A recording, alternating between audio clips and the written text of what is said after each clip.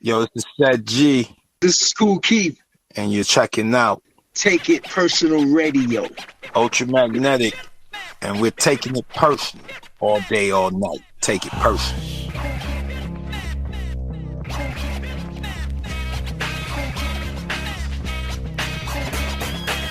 All right, ladies and gentlemen, we have two special guests. We have your rap group's favorite rap group, if I will. I mean, this is probably one of the most innovative and influential groups to ever grace the mics. I mean, it doesn't matter who you're talking to. When you think of the golden era of hip hop, the pioneers, you have to think Ultramagnetic MCs. And we have my man Ced Gee and Kool Keith on the mic. How you doing, guys? How you doing?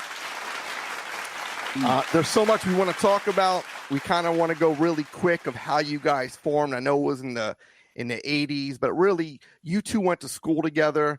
I know there was different members kind of weaving in and out throughout the years until you dropped on Next Plateau. But give us a quick breakdown of how Ultra really became Ultra. Well, it started with Keith, because I was in basketball a lot, and I was DJing as a hobby. Then Keith was working up with my brother and Keyboard Money Mike. And, I was a DJ. Then Keith and who he was working with, they needed a DJ, so I started DJing for them. And, the rap started changing, because when Keith was first coming to the studio, my brother's little 4-track studio, rap was in a stage where they was using commercial jingles, So Keyboard Money Mike was prominent because, he was very musical and he can play all those jingles. You tell him the jingle, he'll play. But then a thing happened in rap, MC Shan dropped the bridge, and then, the Roxanne, and those were using samples. So the overall commercial jingle theme was out the window, and it was now back to the streets. That's where I came in, because Mike was just musical. So Keith wanted a harder production, less music, more drums. So that's when I started taking over and learning how to produce from Mike, just basic stuff, how to use the machine, stuff like that. But that's how we basically formed it. Then Keith came up with the name, and the rest was that. Where'd the name come from? How'd you come up with that? Ultramagnetic. I just, we was out there, we was just looking for a name. Everybody was, different names back in the days. Everybody had regular names. So we was just trying to come out with a futuristic name. So I just named the group Ultra.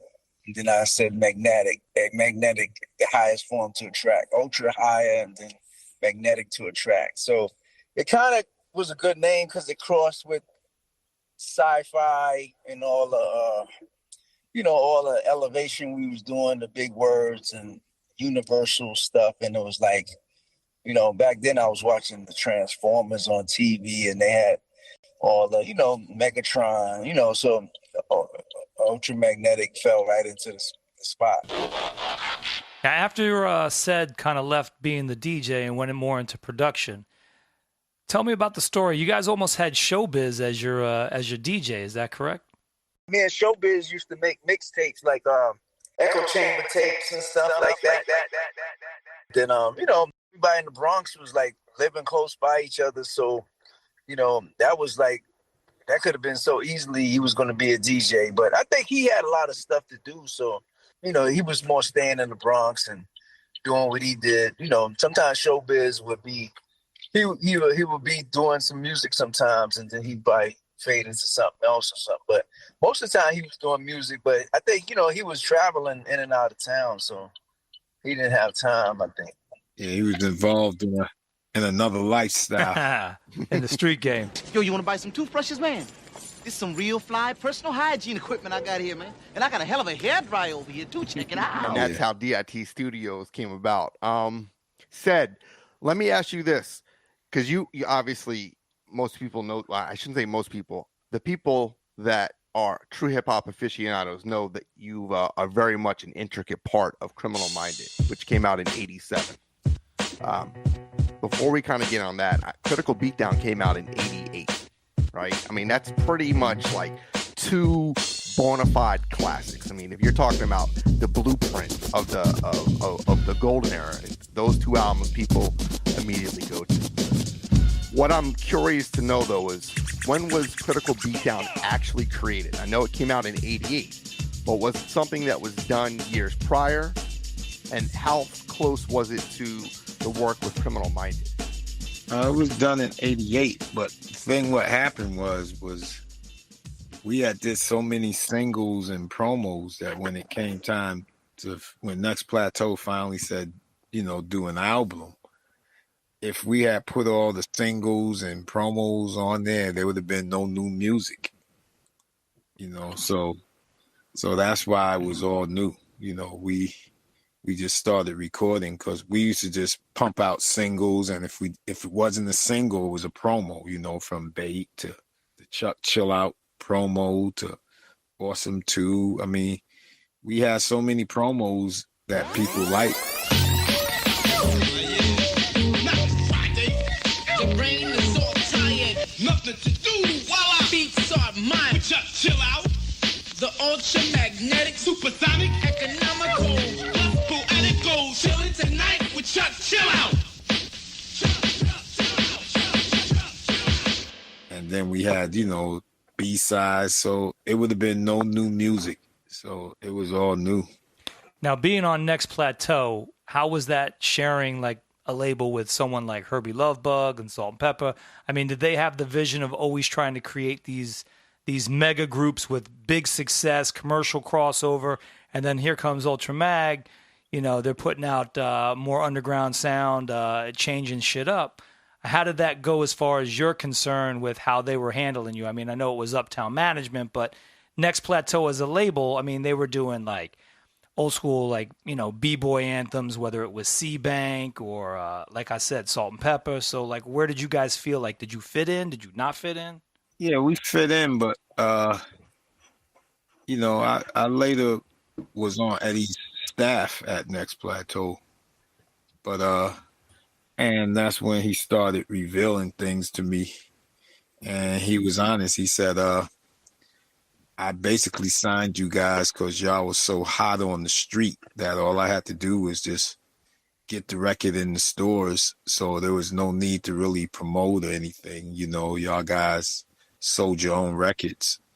So, when it came to promotion, I knew really of the commercial stuff. And that's why I put all the promotion in Salt and Pepper. I really didn't get you guys. I knew the beats were incredible and stuff like that, but I didn't get you guys. So, he said his son used to tell him about us and stuff like that. But every label we signed to, they basically just shipped our normal amount of units, and it was like they made their money. And that's all they was concerned with. They wasn't concerned about taking the group to another level. Right.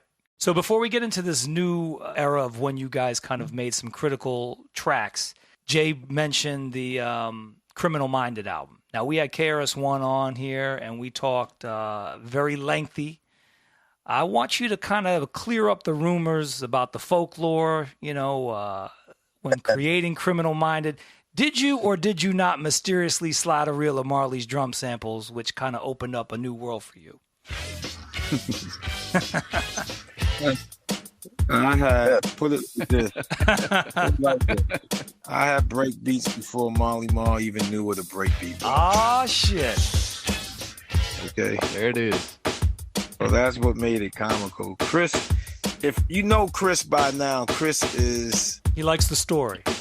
Yeah, he's a sensational storyteller, and he likes to rile people up. He's always like to rile up Marley, Right. So he was just saying it to get under their skin. First off, I was working. I had no time just to be lurking around Power Play Studio for no reason. that I had to pay for a SB12 out of my own pocket. So I mean, well, how do I do that? Lurking around Power Play Studio, Yeah. still reels of breakbeat samples that I already have. Thanks for that clear up. Yeah, I was always in that mindset of how it went down. So I kind of created my own scenario there. So this has got to be one of the only shows in the country where you got both sides of the story from the story. the originals. Yeah. There's so much I want to talk about, but before we get to like the next era, Critical Beatdown. I think this is an album that initially when it first came out, and I don't want to date myself, but it seemed like it took some people a certain amount of time to get it. Say what? We the pipe the hell with childish rhyme. Cause the jam is just moving. The crowd is steady moving. To a supersonic pace with high the stupid bass with some pep in the step. Cause the beat is so funky, the pace is well kept. Cause we're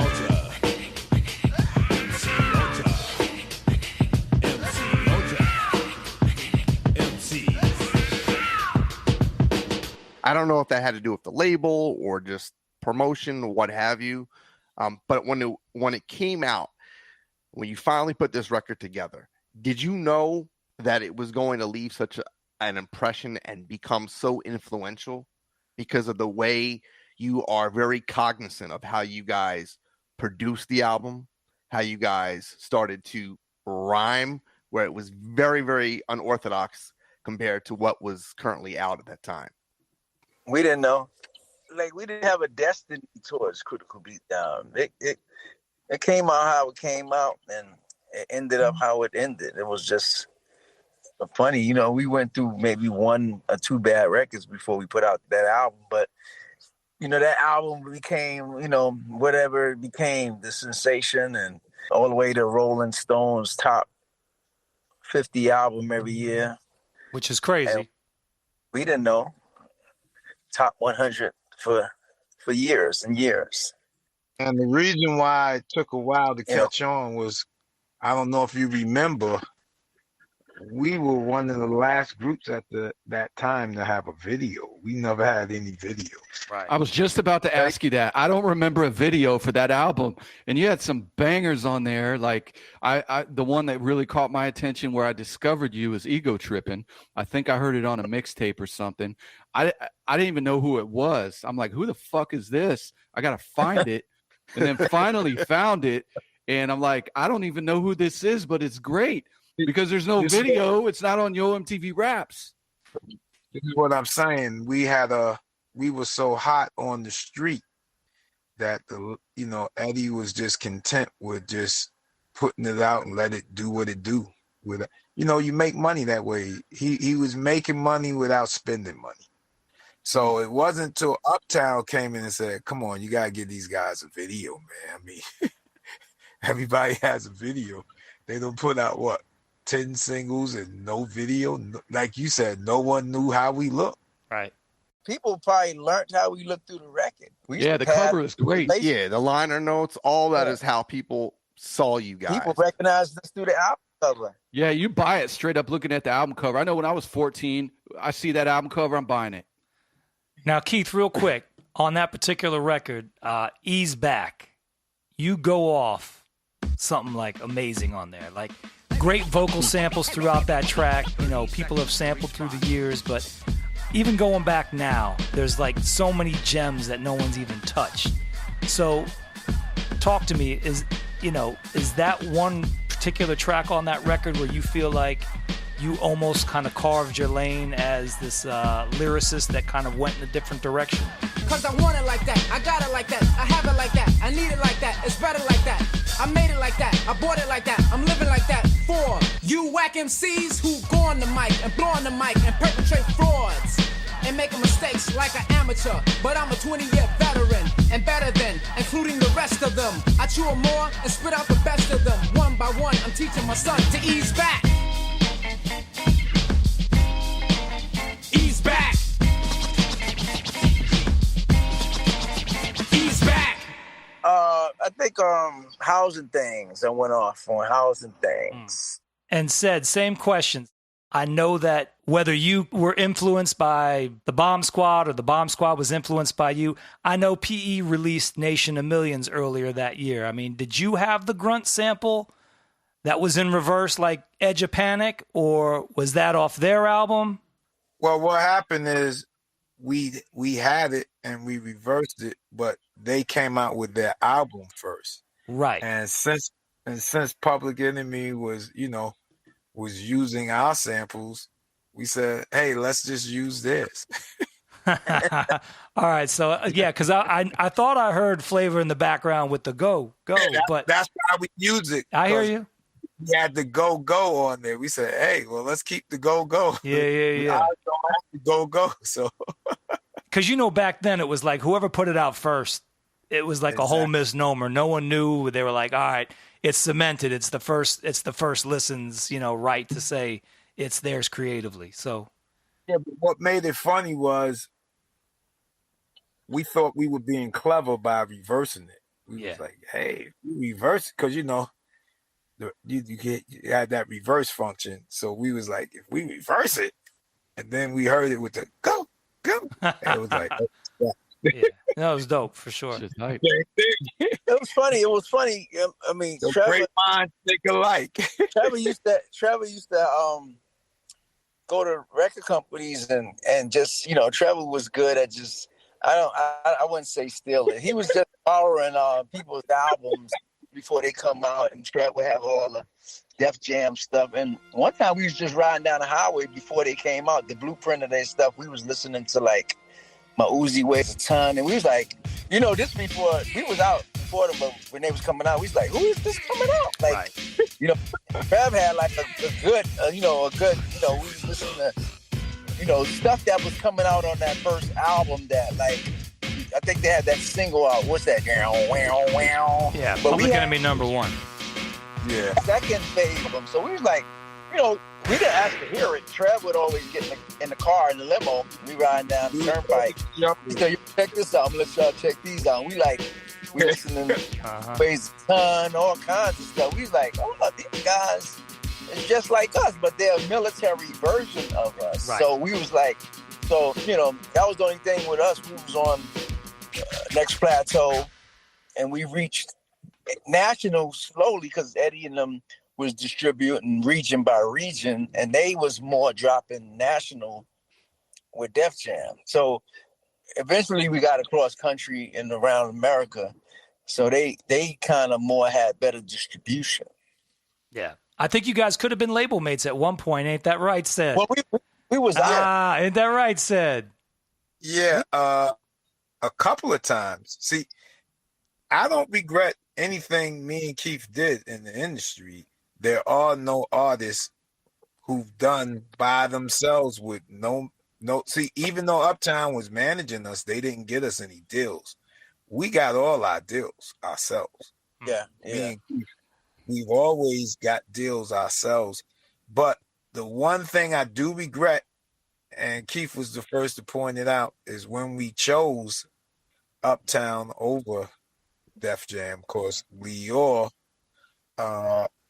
wanted us he really liked the group. And his idea was to pull us off of Next Plateau, and especially after we released Funky. Right. He was crazy. He was like, that's a hit record. Yo, what's up, Kool Keith? Yo, what up, Ced Gee? Yo, what's up, Trav? What's up, Ced, man? What's over there? He's ready to get busy. Yo, Keith, you know what? I like this beat you brought over. Told you about it. You know what I'm gonna do? I'm gonna take it into my Ultra laboratory and hook it up. Man. Yo, bust. I bought a band. Samus on trombone. He's going hard, back-to-back notes. Get with it. Take off your coat, meditate. Let your brain compel, just think. As the beat excel to your eardrums. Core cells to numb and freeze. While I break off an ease, real smooth. Combine the piano. My voice nasal, no soprano is needed. To get overheated and burn. While the techniques turn for the UL. The T's the R-A. You gotta copy, watch the record play, bite more. Spin it every day, you wake up and try to make up a rhyme that fear me. And let me tell you straight, I know you hear me. And when I'm on the stage, you just cheer me. Up another level, down below, I'm throwing with the devil in a cage. I'm on the rampage. You need another, wanna know my age? Psych. that's a hit record, and it's just going to waste, he says. And we signed with Uptown, and that was the one mistake that if I had to do it over, I went there.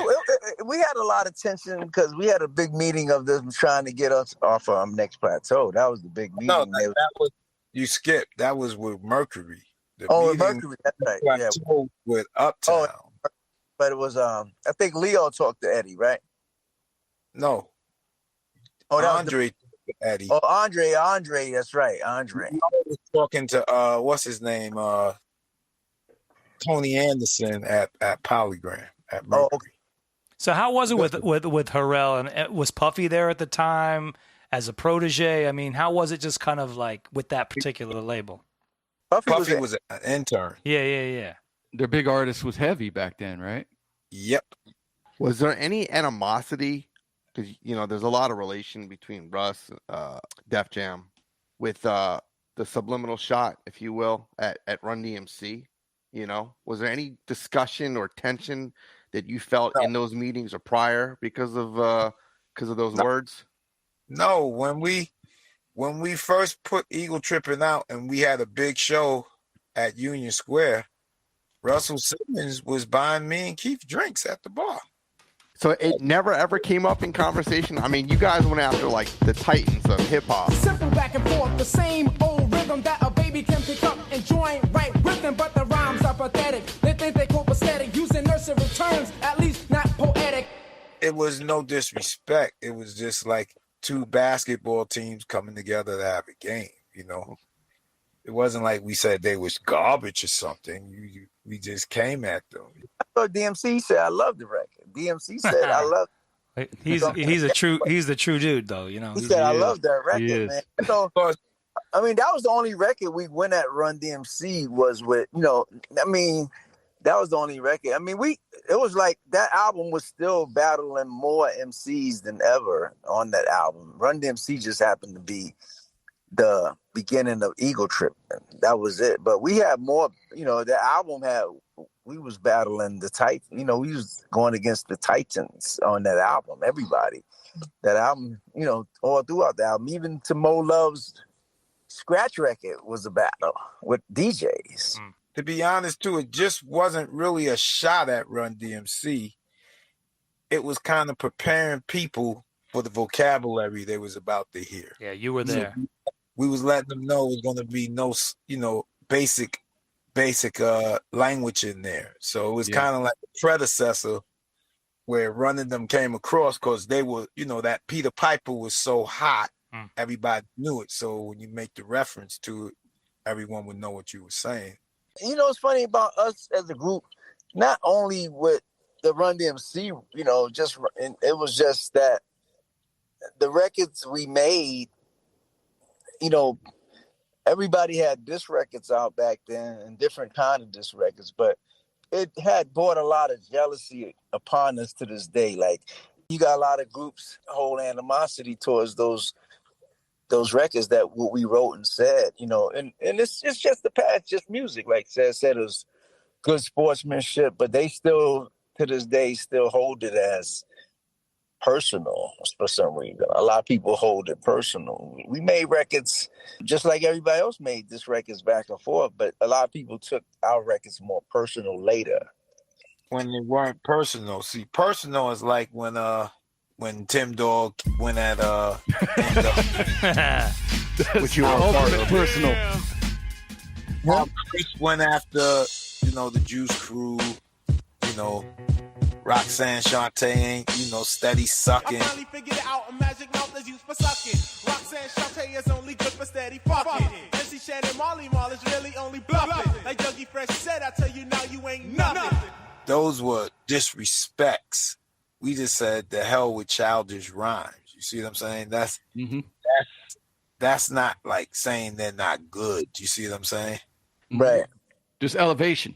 But in all fairness said, you are a part of two of the craziest disc records in the history of hip hop. So for you to say this and put out The Bridge Is Over and Fuck Compton, I don't know, man. You got to think like, you know what you're doing. You know what I'm saying? Well, Well, to be honest, fuck Compton. Tim came up with the title, but the whole idea of going after them was a guy who had left Uptown Management. His name was Kurt Woodley. He was working over at Sony, and I was shopping Tim, and he said, "Hey, Ced, I'll tell you how to get Tim a deal. Have him diss the motherfuckers from the West Coast, and I'll get you a demo budget." So we came in with the rougher fuck Compton, got us a demo budget. We went in the studio, did it, and the rest was history. There's the seed right there, ladies and gentlemen. Hey, one thing I noticed as we start to wrap up the Critical Beatdown talk, when you listen to the album today, the sound quality, and thinking back just 35 years ago now, the sound quality is excellent, and a lot of albums, even into the mid 90s, had sound quality issues. This album sounds excellent. The bass hits in the car, it's crisp. It sounds great. I know Paul C was engineer for a lot of this, and had maybe some hands in some production. Tell us a little bit about how that came together with you, having Paul C in the studio as an engineer and so forth. Well, we were always fortunate to work with good engineers when it came to the album, because we had enough bad engineers. We could go through a lot of stories, but the first engineer we worked with, well, he was incredible, but he committed suicide. He's the one who engineered Eagle Trippin'. That was Bill Hemme. He worked at Calliope. Calliope became famous from Eagle Trippin', and then Stetsasonic started working in there. They did Gold Stetson in there, then Milk is Chillin', Calliope started blowing up, but Bill Hemme. Then we went to Paul C after Bill committed the suicide. Bill was the Chinese guy, right? He looked Chinese. He was from Canada, actually. Paul I was actually doing a project for Aaron Fuchs at Tough City. So when I went to 1212, me and Paul just started showing each other's our different techniques that you cannot find in any SB12 manual. You see what I'm saying? Like, Paul showed me how to truncate quickly. I showed him how I had all these effects when there were no effects in that machine, echoes and and keys and all types of stuff that I did, just off guerrilla tactics, and we just bonded from there. Then he proceeded to start showing me how to work a board at the studio and, work the patch bays and all of this. And then, he started, working with him. He started showing me, it got funny because it'd be certain times like Aaron Fuchs, he was like a budget record label. So he would do something like he'll be paying Paul a low hourly rate, and he'll be, and I'll be basically getting change. So me and Paul will be doing like a half-assed job, and then Paul will say, "Come on, Ced, we got to do a little better than this." So our names are going to go on this, so we got to make it at least decent. And then it just grew. We just started doing things, and, Paul was funky, and that's why he has production on the album. He helped with a lot of things. He understood the direction of the group without even telling, because the whole idea of Ultra was ultimately for Keith to do his soul and I to work my way up there. But you see, that was the whole idea. Like, Ultra was like the house. You know what I'm saying? Like the foundation. That's how the whole intent always was. And Paul understood that without even telling them. But I think so few people had drum machines themselves that if you had 2 years head start, you understood the limited sample time, how to speed that up on 45 speed, all the breakdowns and all the intricacies that made editing inside the actual, what they called a MIDI studio at the time. But, inside of the machine, you learned all these little tricks. And it was even 2 years head start was enough. So guys like Paul C., people like you said, I mean, it was really something special. But SB12 only had 5 seconds to make sound. But that's the second. That's the second SB12. version. I think the first one had like 1.5.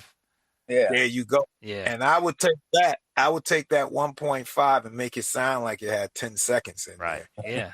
By speeding stuff up, I actually just chopped everything up and recreated. Yeah. And made it sound like the record. See, that's what a lot of producers can't do. They can't chop up the elements and make it sound like a fluent loop. Right. See, that's an art.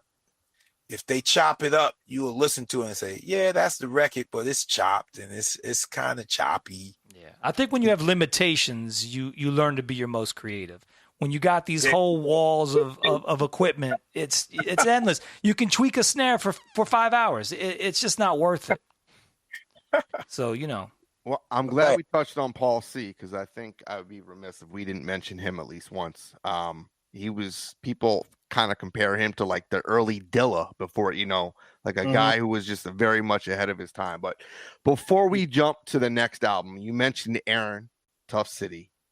I got to ask you, can we get the clarification? These records here, I don't know if you guys could see, right? Oh, yeah, I see them. Basement tapes. What in the fuck happened? Because I know there was a lot of different stories. How did these come about? Check it. This Ced Gee bringing you the Ultramagnetic Basement Tapes, Volume 1. Sure shot, like the place to be in the boogie down Bronx. Number 1 short shot, coming at you live, wicked and wild. Something funky fresh on the human. Please adjust your thinking cap. Gonna go on a ride. Short shot. Those are just tracks that we weren't using. We were just sitting around. So Aaron said, hey, let's do some novelties. And, those were just novelty albums. Because these came out in what, maybe 94, 95. This was before, I think, Four Horsemen album, right? One of these came out in 96, actually. New York was What Is Funky. Smack My Bitch Up. Now, did this come out, get actually released after you guys, after Keith was sampled on the Prodigy? Yo, I know what you mean, but just like Fergie elaborated. Oh, fuck it. I'm like Steve the Wild Man. Fuck the bitch that has no style, man. I'm mega pimp, the biggest pimp in New York. Everywhere I go, you follow where I walk on Madison. I pull a hole in my gold voice to show my mansion. My custom Rolls Royce, I'm large. Let me call up the president, or Michael Jackson, or Frank Sinatra. With $200 million, baby, I gotcha. A hot dog. Now take a Coke and a Frank. And if you think I'm a fool, what the fuck do you think that? You thought like Nelly, with a big belly, walking around smelling pissy and smelly. No, it actually came out before because... Well, no, I know the record obviously came out way before, but I'm saying this vinyl itself, was it something that was reissue up and done to, I guess, jump on the hype of the Smack My Bitch Up? No, that was just put out. But here's the story with what you're talking about. That record, Smack My Bitch Up, which is on that album. Yeah. We had sent that to Tim Westwood in London. Okay. So now when Prodigy used Keith, Tim Westwood made a sample claim. Oh, really? So, okay. Yeah, and he called me and said, Cedric, they're calling me from the label. They're saying somebody said they had the rights to it. I said, Eddie, that's Tim Westwood. He bootlegged the record without permission. Tell him to shut up or he will be sued. And that was the last you heard of Tim Westwood. Oh, sure. Was there ever any compensation for all that? No, Tim Westwood. That's what Tim Westwood did. He would take your stuff early. Like he asked us to send some stuff over. We sent it over, and then he brought us out there to do some shows. And people was asking us to do those records, and they weren't like records. You see what I'm saying? Yeah, of course. So they was like, yo, when you gonna do MC Champions? When are you gonna do? And we like, how you know about MC Champions? That's crazy. And he was just playing them, and then he bootlegged them and put them out and made his little money, and see, people like Tim Westwood, that's like the bad side of music. When you talk about the Paul C, those are like, the gods of the industry. Then you talk about the Tim Westwood, he's like the filth of the industry. You see what I'm saying? The original Vlad. Yeah, after all of that, that's good. After all that bootlegging, we'll get out to London, and he can't get us 30 seconds on the air to promote a show. Right. Some Basically, bullshit. the puppet master, as they say. So here's a segue. I say, hey, you guys, you got 5 minutes, plug it, get it in and get it out, after all that pimping. But when someone just has no kind of conscience, a dirt bag, this is the type of stuff you get from a dirt bag. I'm ready, and now it's my turn to build, uplift, get swift, then drift off, and do my own thing, switch up, change my pitch up, smack my bitch up like a pimp. So let's jump to 92. You're on a new label. Keith, I want you to tell me right now, in your honest opinion, when you see this album, what do you think? Because I'm going to tell you from a fan standpoint what I think, but I want to know from you, the guy who created this album, what is it that you think? It's funny. I listened to Funk Your Head Up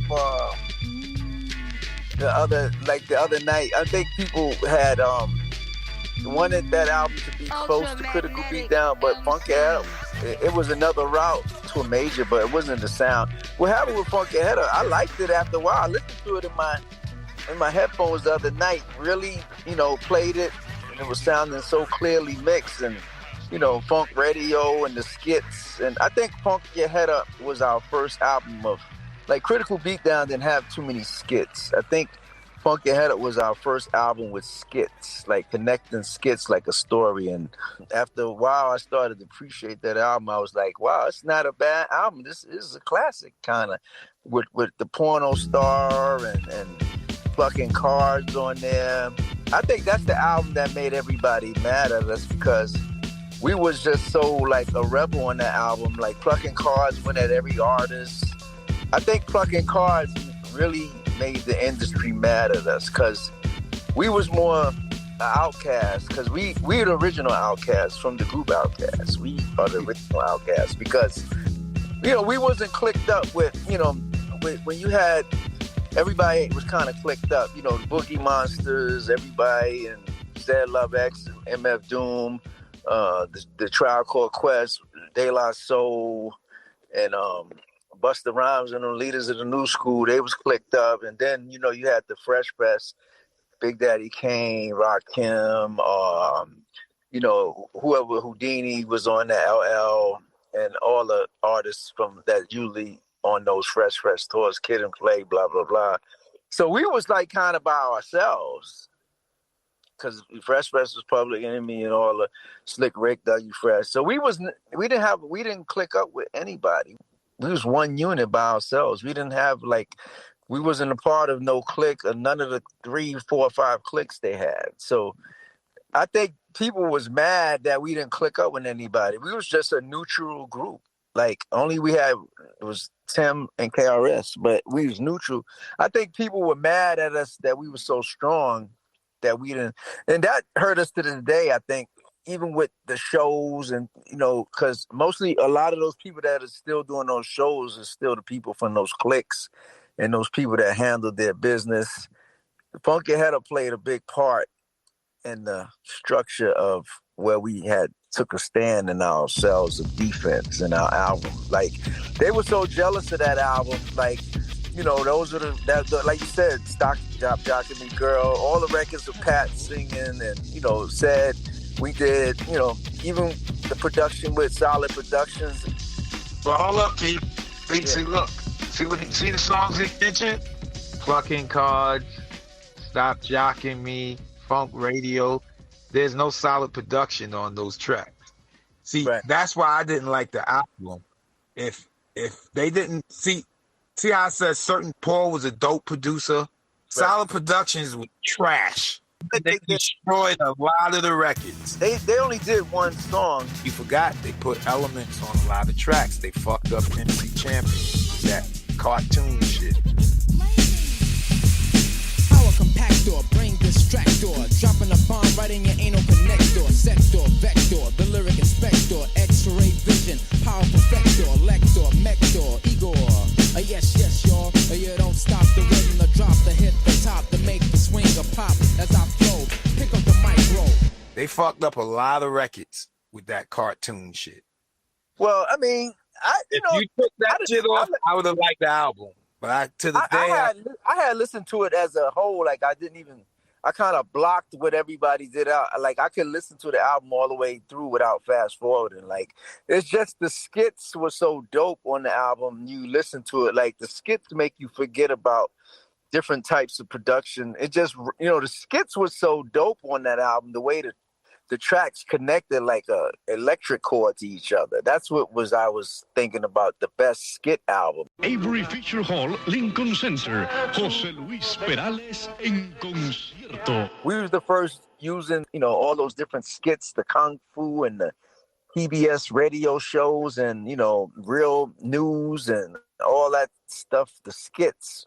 And that stuff spurned from Automator to all kinds of groups using those kind of things on their records, from anything from television, PBS, Kung Fu.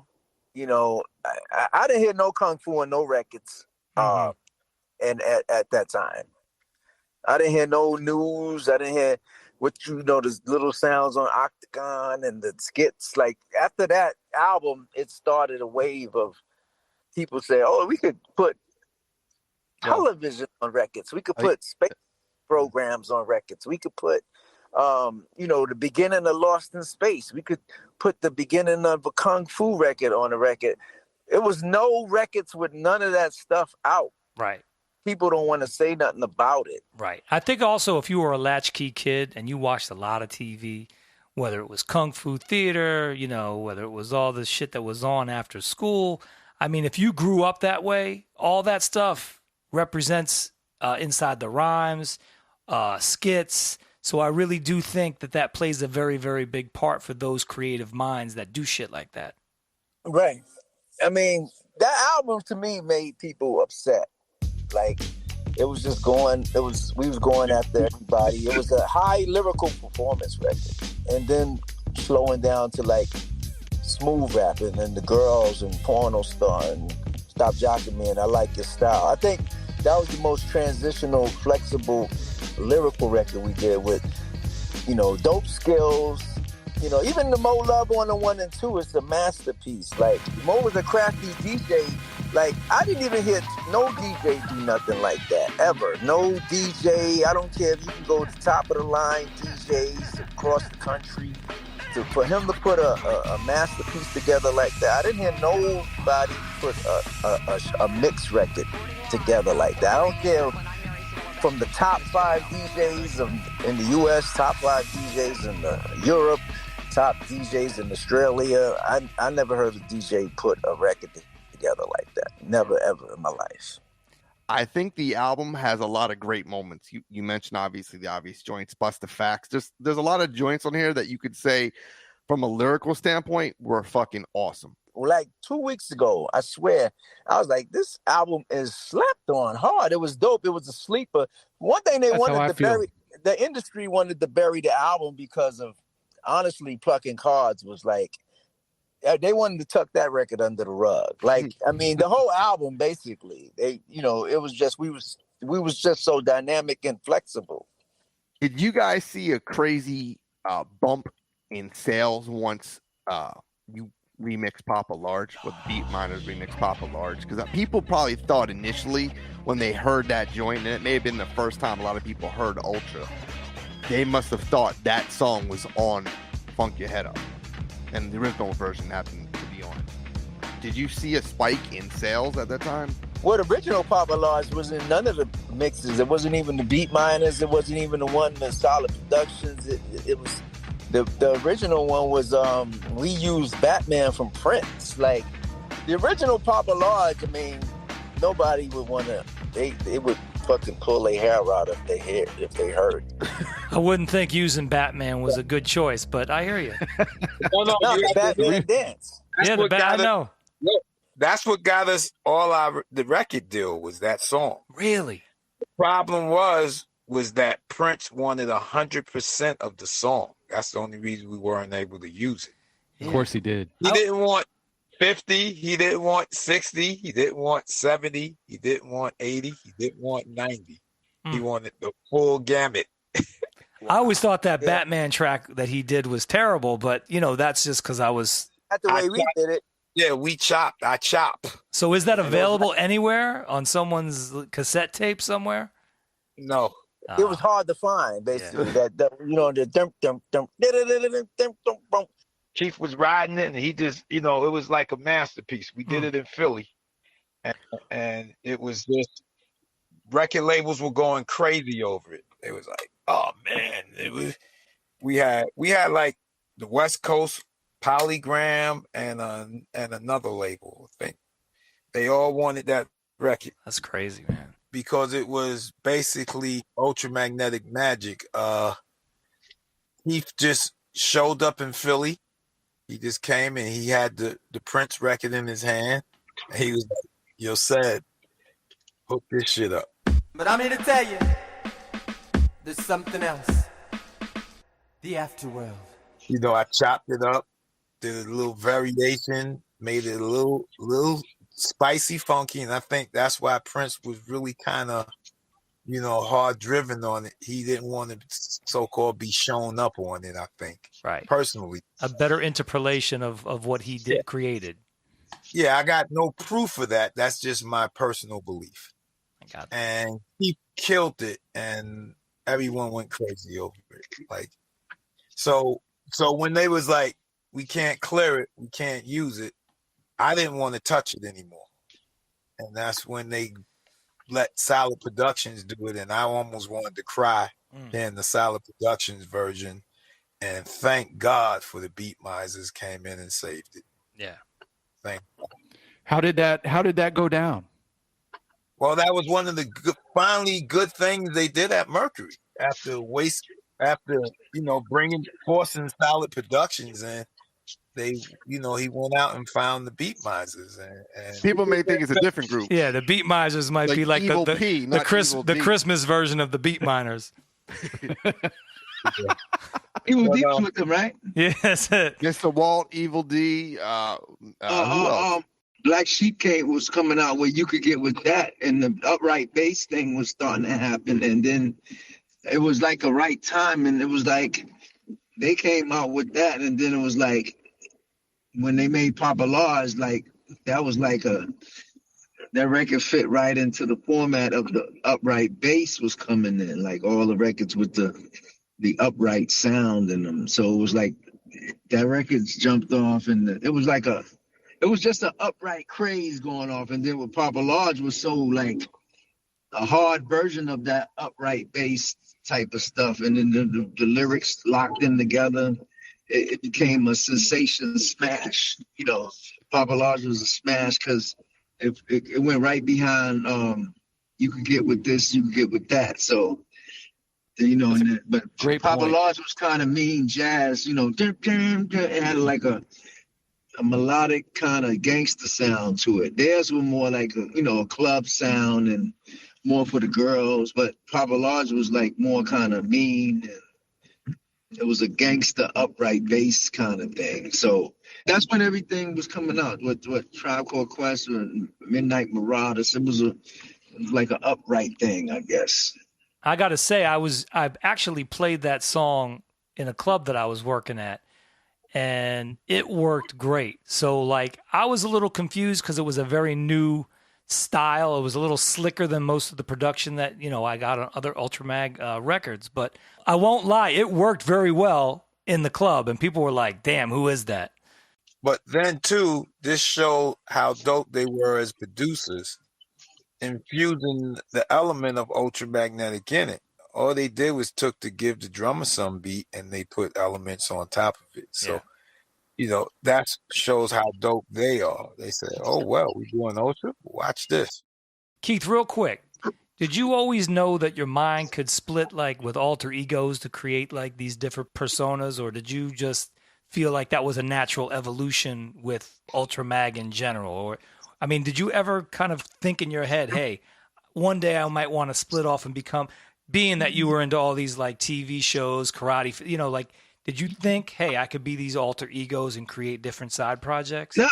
Well, when I was with Ultra, I was writing solo records still. I mean, I had my mind made up on what we do with the Ultra group, and I had my solo stuff, and you know, my original solo was Rhythm X. I had a lot of Rhythm X stuff written, and I still had Ultramagnetic stuff written at the same time. Well, it's my time. Chill out the rhyme is the wag and roll, but I get nice. Use the mic when I'm bragging bold on W Mega to the L to the SO, kicking them C's in the face like Jim Kelly, while Keefy's the cold cuts and DJs from the belly, and a sandwich cooked up, baked up and wrapped up, aluminum foil. MCs I gotta boil, bake, burn, heat 'em, eat 'em, chop 'em, beat 'em, down to the sound as it flows in your brain though. I look at them C's, they walk away and my brain glow. A UFO object unidentified. I'm taking the skull on a journey to another ride. I mean, it wasn't a lot to write with Ultra because Ced had a verse and I had a verse. Ced had a verse and I had a verse. So I had so much energy to writing other songs. I had a lot of solo records I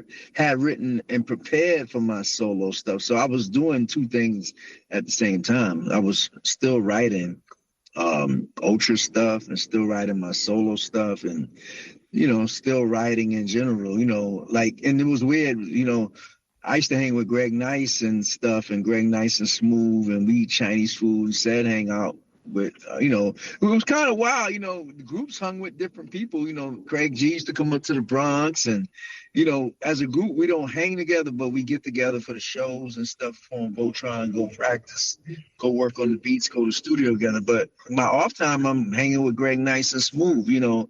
It's a story I could tell you, like, we would hang out so much. And I went to their house one night. We went to Smooth B's crib in Fordham Road or somewhere.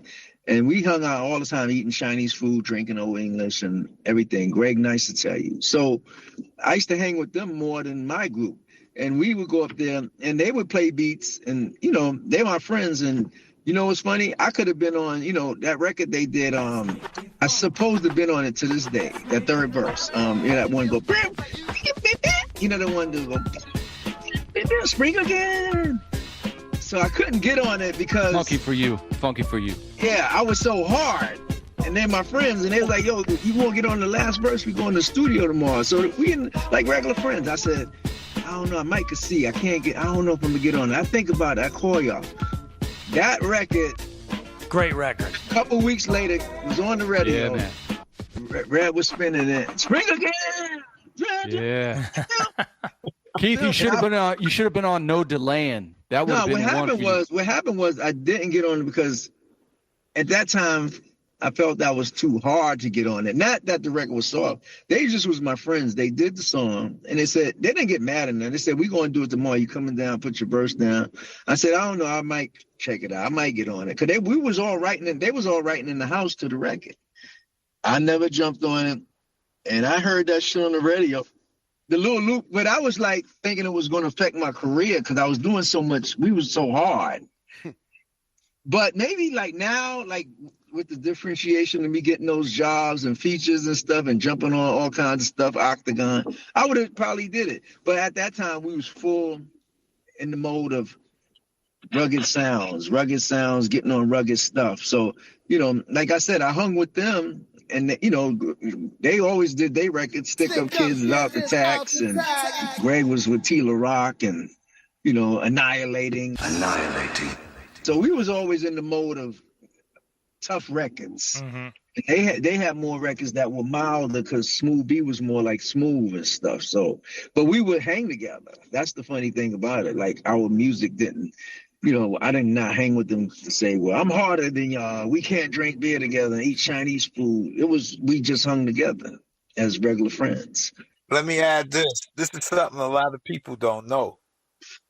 When we signed with Mercury, it was a double album deal. It was Ultramagnetic. Then there was supposed to have been a Kool Keith solo album.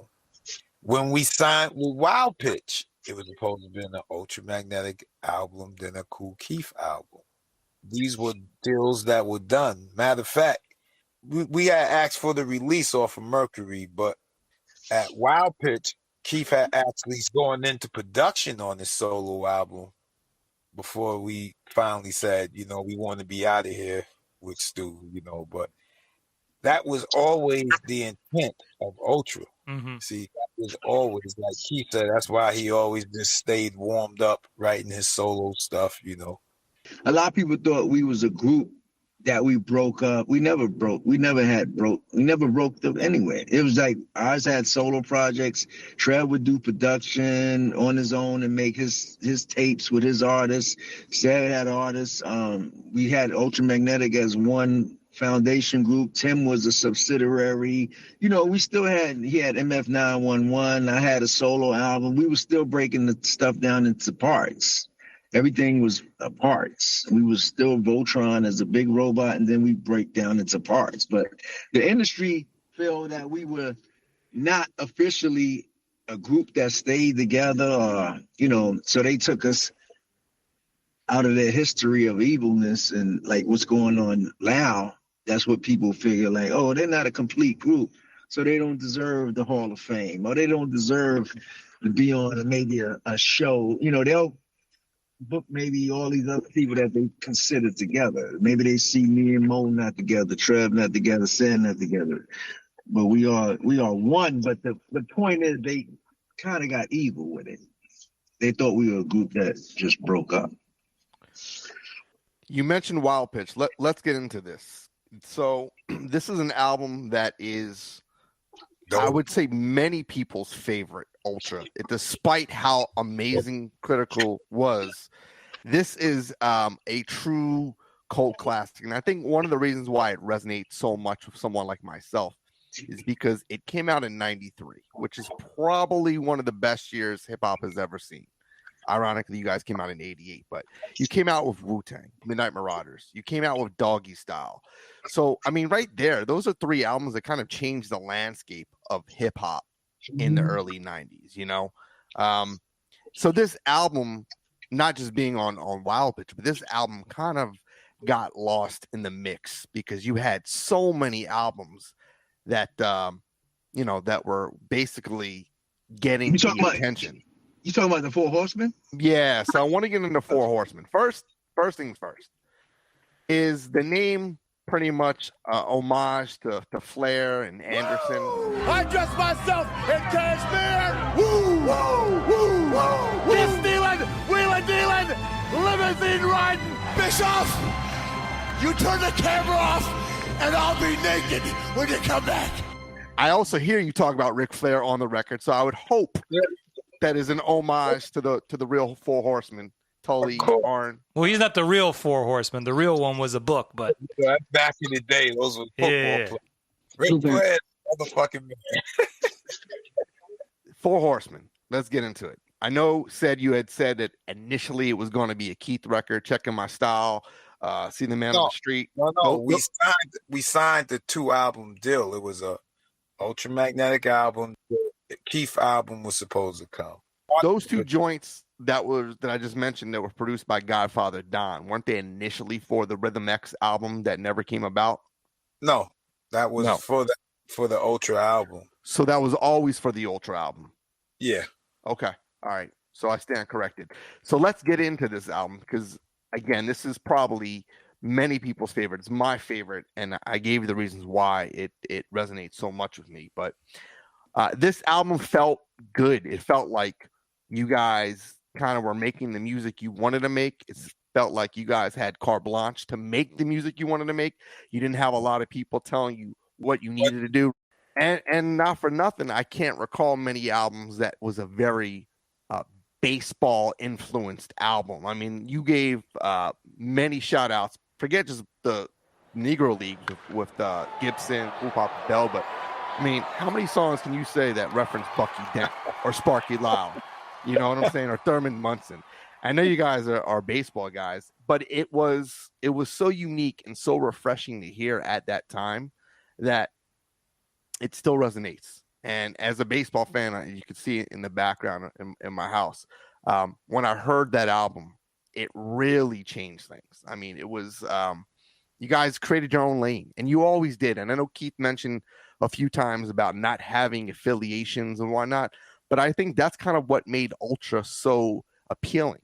You guys didn't need the cosigns. You didn't need the affiliations. You weren't a part of the native tongues. You guys kind of stood on your own. And this album, I felt, was kind of like a coming out yet again and saying, hey, we are Ultra. And said you had a very different approach to this album lyrically. It sounds like when I hear Two Brothers with Checks, and then I hear your cadence on, say, Don't Be Scared, you made a conscious effort to sound a certain way on this album. And and like I said, this is my favorite album that you guys have done. I think you guys sound like you had the most fun making this album, and it comes out in the music. Yeah, see, we was, like I said, from Mercury, it really irked me when they let Solid Productions ruin songs.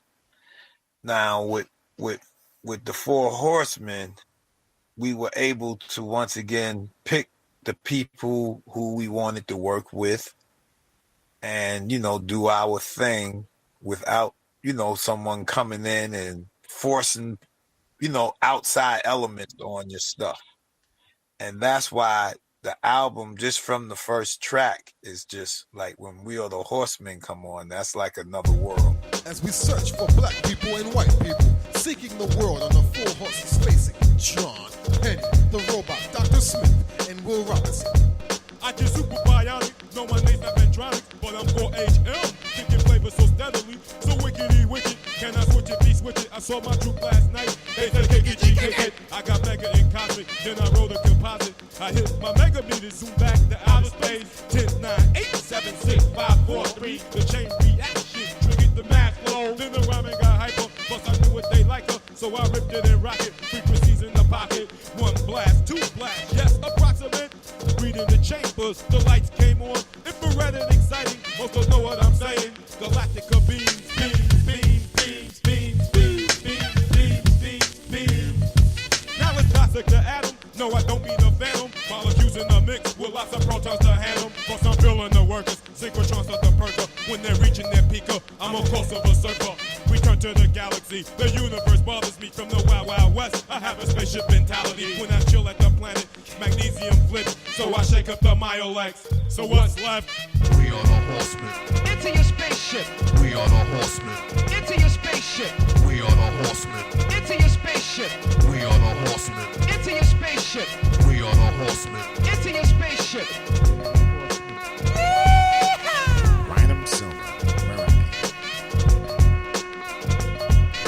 they? And this is why I know it's always about where the producer does stuff at. Cause See the Man on the Street, Checking My Style was all done at Godfather Don's house, right? Mm. We went to Power Play to mix the records, but the stuff at Godfather Don's house sounded better than the 48-track board Power Play. Yeah. So he was great with the machines, that's for sure. Yeah. We went with the Godfather Don's house versions.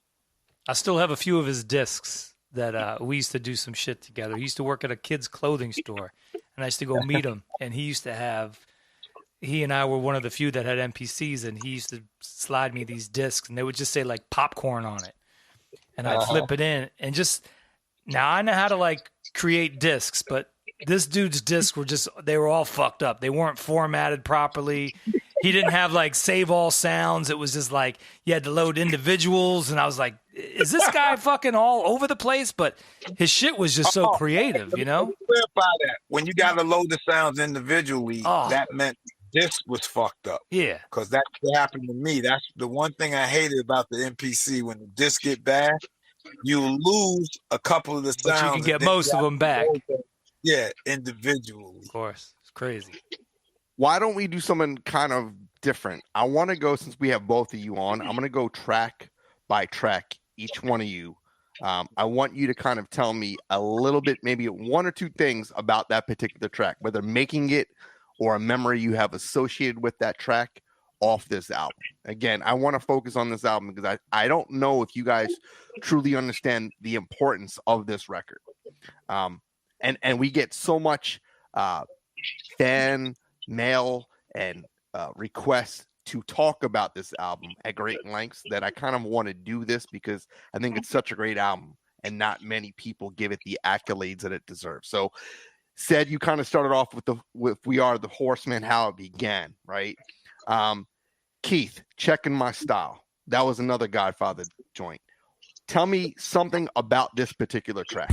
Yeah, you don't have to play this on a Tuesday night, but check this out. This is Sunday morning in church with the brother, the Godfather. Open up the testaments and let us read this.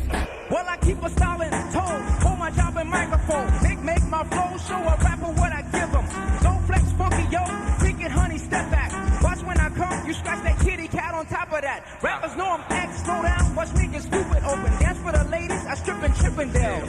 Funky hypo, a technical, lyrics make computer with a brain that spins like Hickory. 33, drop a 45 down just like the first record. Rotate, my style, my rhyme, my game is dropping doodle lyrics. Make a brother say keep us out, damn, I wanna hear it. Buy a copy tomorrow, kick his old tape. Take it back 2 times to smack his girl, let him go. Tell his uncle, brother, aunt, and cousin Bell. As I rock so well, speak and tell, check the beat. My style is so early, you couldn't catch it on my Vito. As I run and I stretch just like a rubber band, popping, stopping every rapper like a trooper on a turnpike. I'm long and stronger just like the Lincoln Tunnel. Father, pick up, check it out. Back, I switch, I check, I know that. Boy, as I kick up, you proud of me, you know it's me. I got more muscle to flex than shoulder and Jodeci. Take off them panties, I turn boys to men. And Checking My Style, Return to Zero, it was just jazz fusion. You know, Don made mean jazz, basically not happy jazz. He was making mean jazz where everybody else was making like happy jazz. You know, Checking My Style was like kind of raw. You know, I like all of Don's jazz, especially that record was mean. You know, Don made mean jazz, like he fusion jazz. Ced, tell me about Two Brothers with Checks. Here's the story about 2 brothers with big checks, pretty white Cadillacs, and it was fly from the south. My wiki style is unbearable for this world and a planet, boy. I swing at the store, buy a lunch, play lacrosse. Super cat chasing rats with chemicals at the bottom. I give and go with enzymes, connections, I got them. One thing, 2 things, like Pablo Casey, Recto and Smecto. Go get my boy Lewis.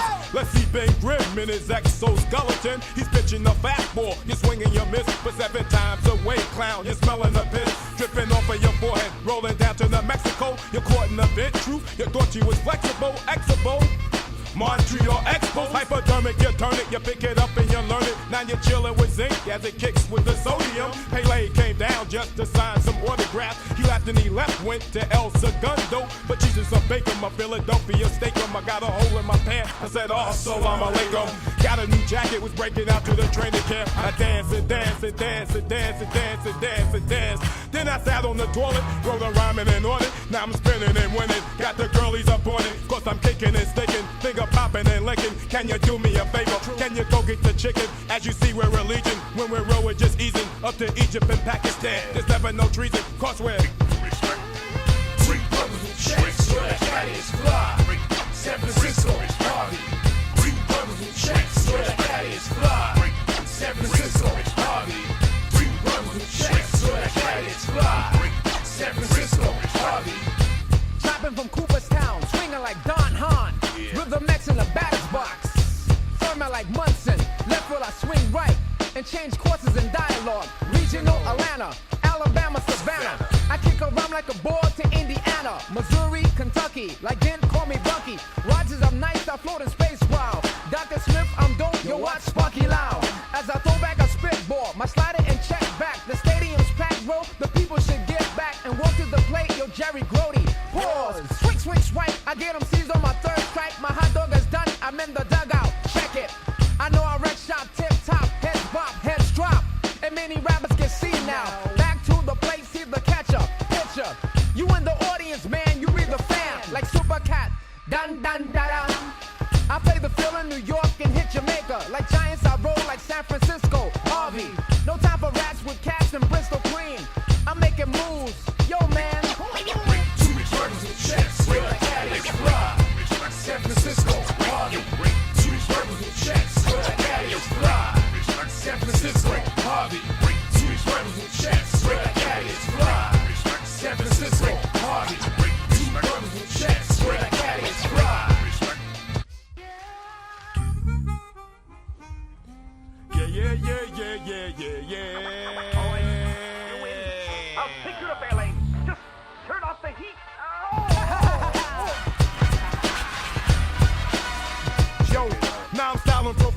like I'm Ric Flair in Cadillac. We got big checks in our banks on the street, yeah. Picking up, swinging that bat like Joe Morgan. Catching that beat like Ray Fosse, Oakland. Cashing them checks up at the Chemical. We might cash them in Oakland, San Francisco, whatever. Pick up honeys in Cleveland with the game so damn clever. As I roll like I'm Charlie Huff, kicking that ball down, the crowd is wild. Need the gas for a mile. So let's roll out and cash them, buy a plane, fly to Paris. Make a record like this as we drive through the city. Crossware. Two brothers with chests, so that caddy is fly. San Francisco party. Two brothers with chests, so that caddy is fly. San Francisco party. Two brothers with chests, so that caddy is fly. San Francisco party. Two brothers with chests, so that caddy is fly. San Francisco.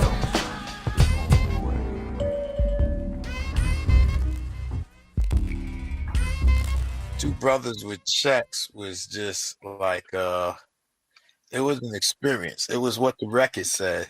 And Jay Henry, see, like I said, we always work with dope engineers.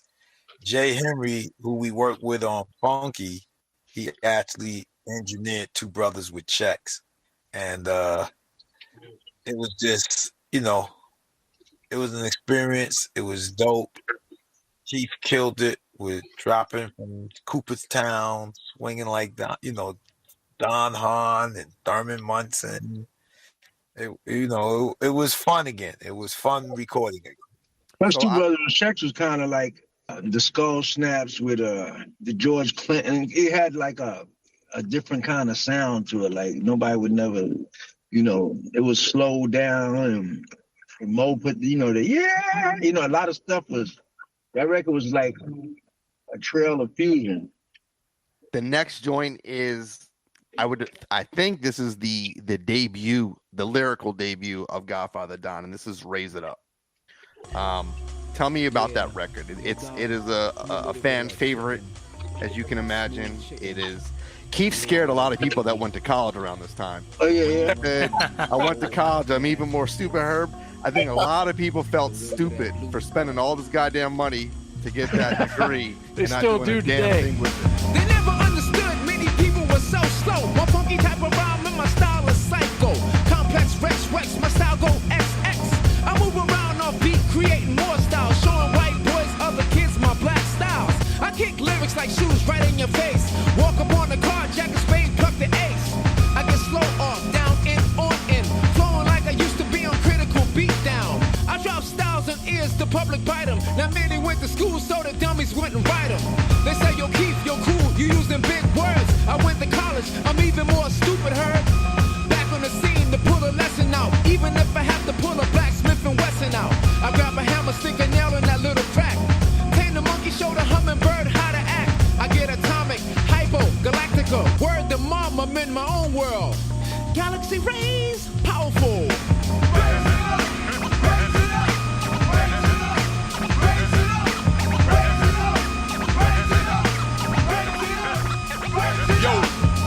Your money grip, now this ain't no ego trip. Your money grip, now this ain't no ego trip. Now back in the days when we used to use elevation, and then the people said, what's up with Ultramagnetic? Yo, they sound kinda crazy. Kool Keith is a cycle, Ced Gee is a scientist, the lyrics are hypo, creating a fusion of sampling hits. We all came down just to be distinctive. Some rap and some left, but they dance to the music. For sure orchestration, and with funk information, it was different in black, and it caused devastation. Got a new bag, signed to deal with wild bitch. Now we're back on the street with the flavor you missed. So get with the program, hold your head up here real high. I know I'm a real pro, like the shit gets Fat Five, running and shooting. For me, Alley Ubin is making an album with big distribution, promoted and hyped, make composers and snipe it, raise it up.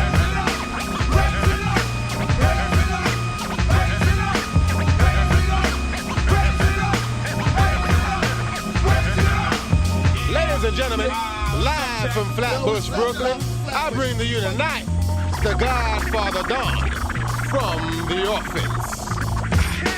Looking down the barrel of a gun is no fun. So for some, I run for pump and flip like a tongue of young dragon. With the force of 10 sacks of Buddha, the wax of crew of Jackson Lewis. Even Yahoo shooter in the face with the mother up and bass. Now taste the venom of the ish that I send them. And foes, left those. I chew them like bristle, wipe my mouth with tissue. There's no issue, I'm first print. Myth check, the whiz said. The force of my blast, blow them like a tech in the blizzard. Now what is it? Exquisite visit to sing your brain. When they visit cardiovascular master, words of massacre, damn. I got beats, rhymes, tech, gas back, including ultra. Check the loop, snoop, low, recoup you like a vulture. Back in the days, there was just beef and knuckles. Nowadays, a beat down consists of those with clips. My ooh-wah rips with abandon at random.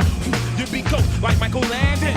When I bust amazing nuts, your plays are cut. The father's ultra paid. I raise it up.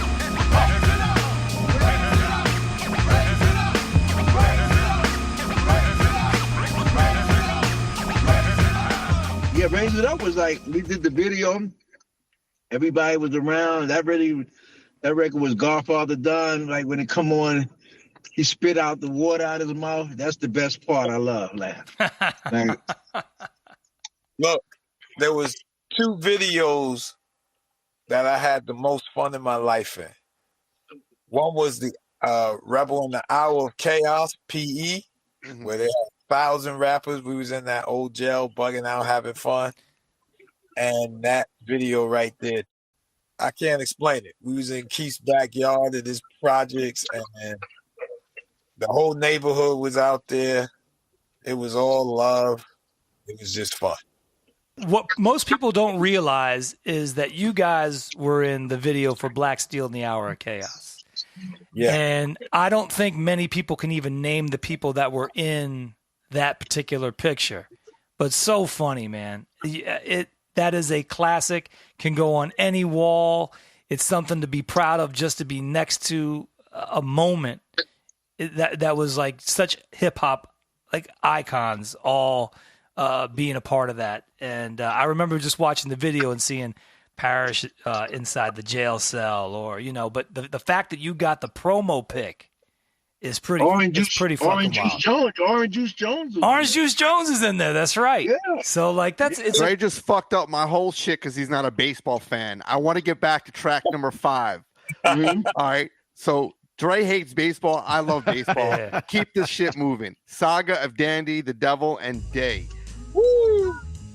Did you hear the remix? Did you hear the remix?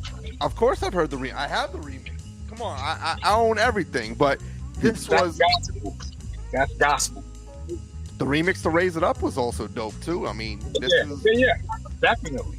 This song was the track when it came to I guess on here when it came to baseball. So tell me real quick, both you guys, this particular song, tell me something about it. Black baseball, it was a known fact, Jack. With the weather so hot, who could play like Danny Day? The greatest and the best, like the Satchel Brother Page. Long time and Little Bum in the Hall of Fame. Like Josh and Buck, be alert, duck. Everybody was down for being peanuts. Buses in the Sunny's best, their brightest dress. And on deck, said G. Not baseball today, true. It's mostly non-racial. But back in the days, it was all segregated. The whites had the majors, and then the blacks had the Negro League. They both had great talent, but then us blacks have no history of all our great players. The teams in the ballpark, but we're here to shed light. Restore the glory they haven't got. Black baseball, they paved the way with players like Dandy, the Devil, and Day. Black baseball, they paved the way with players like Dandy, the Devil, and Day. Black baseball, they paved the way with players like Dandy, the Devil, and Day. Black baseball. Now the ballpark they played in was very far from a stadium. They only sat 100 troops as opposed to the thousands, but the stands would stay packed for the league that was back.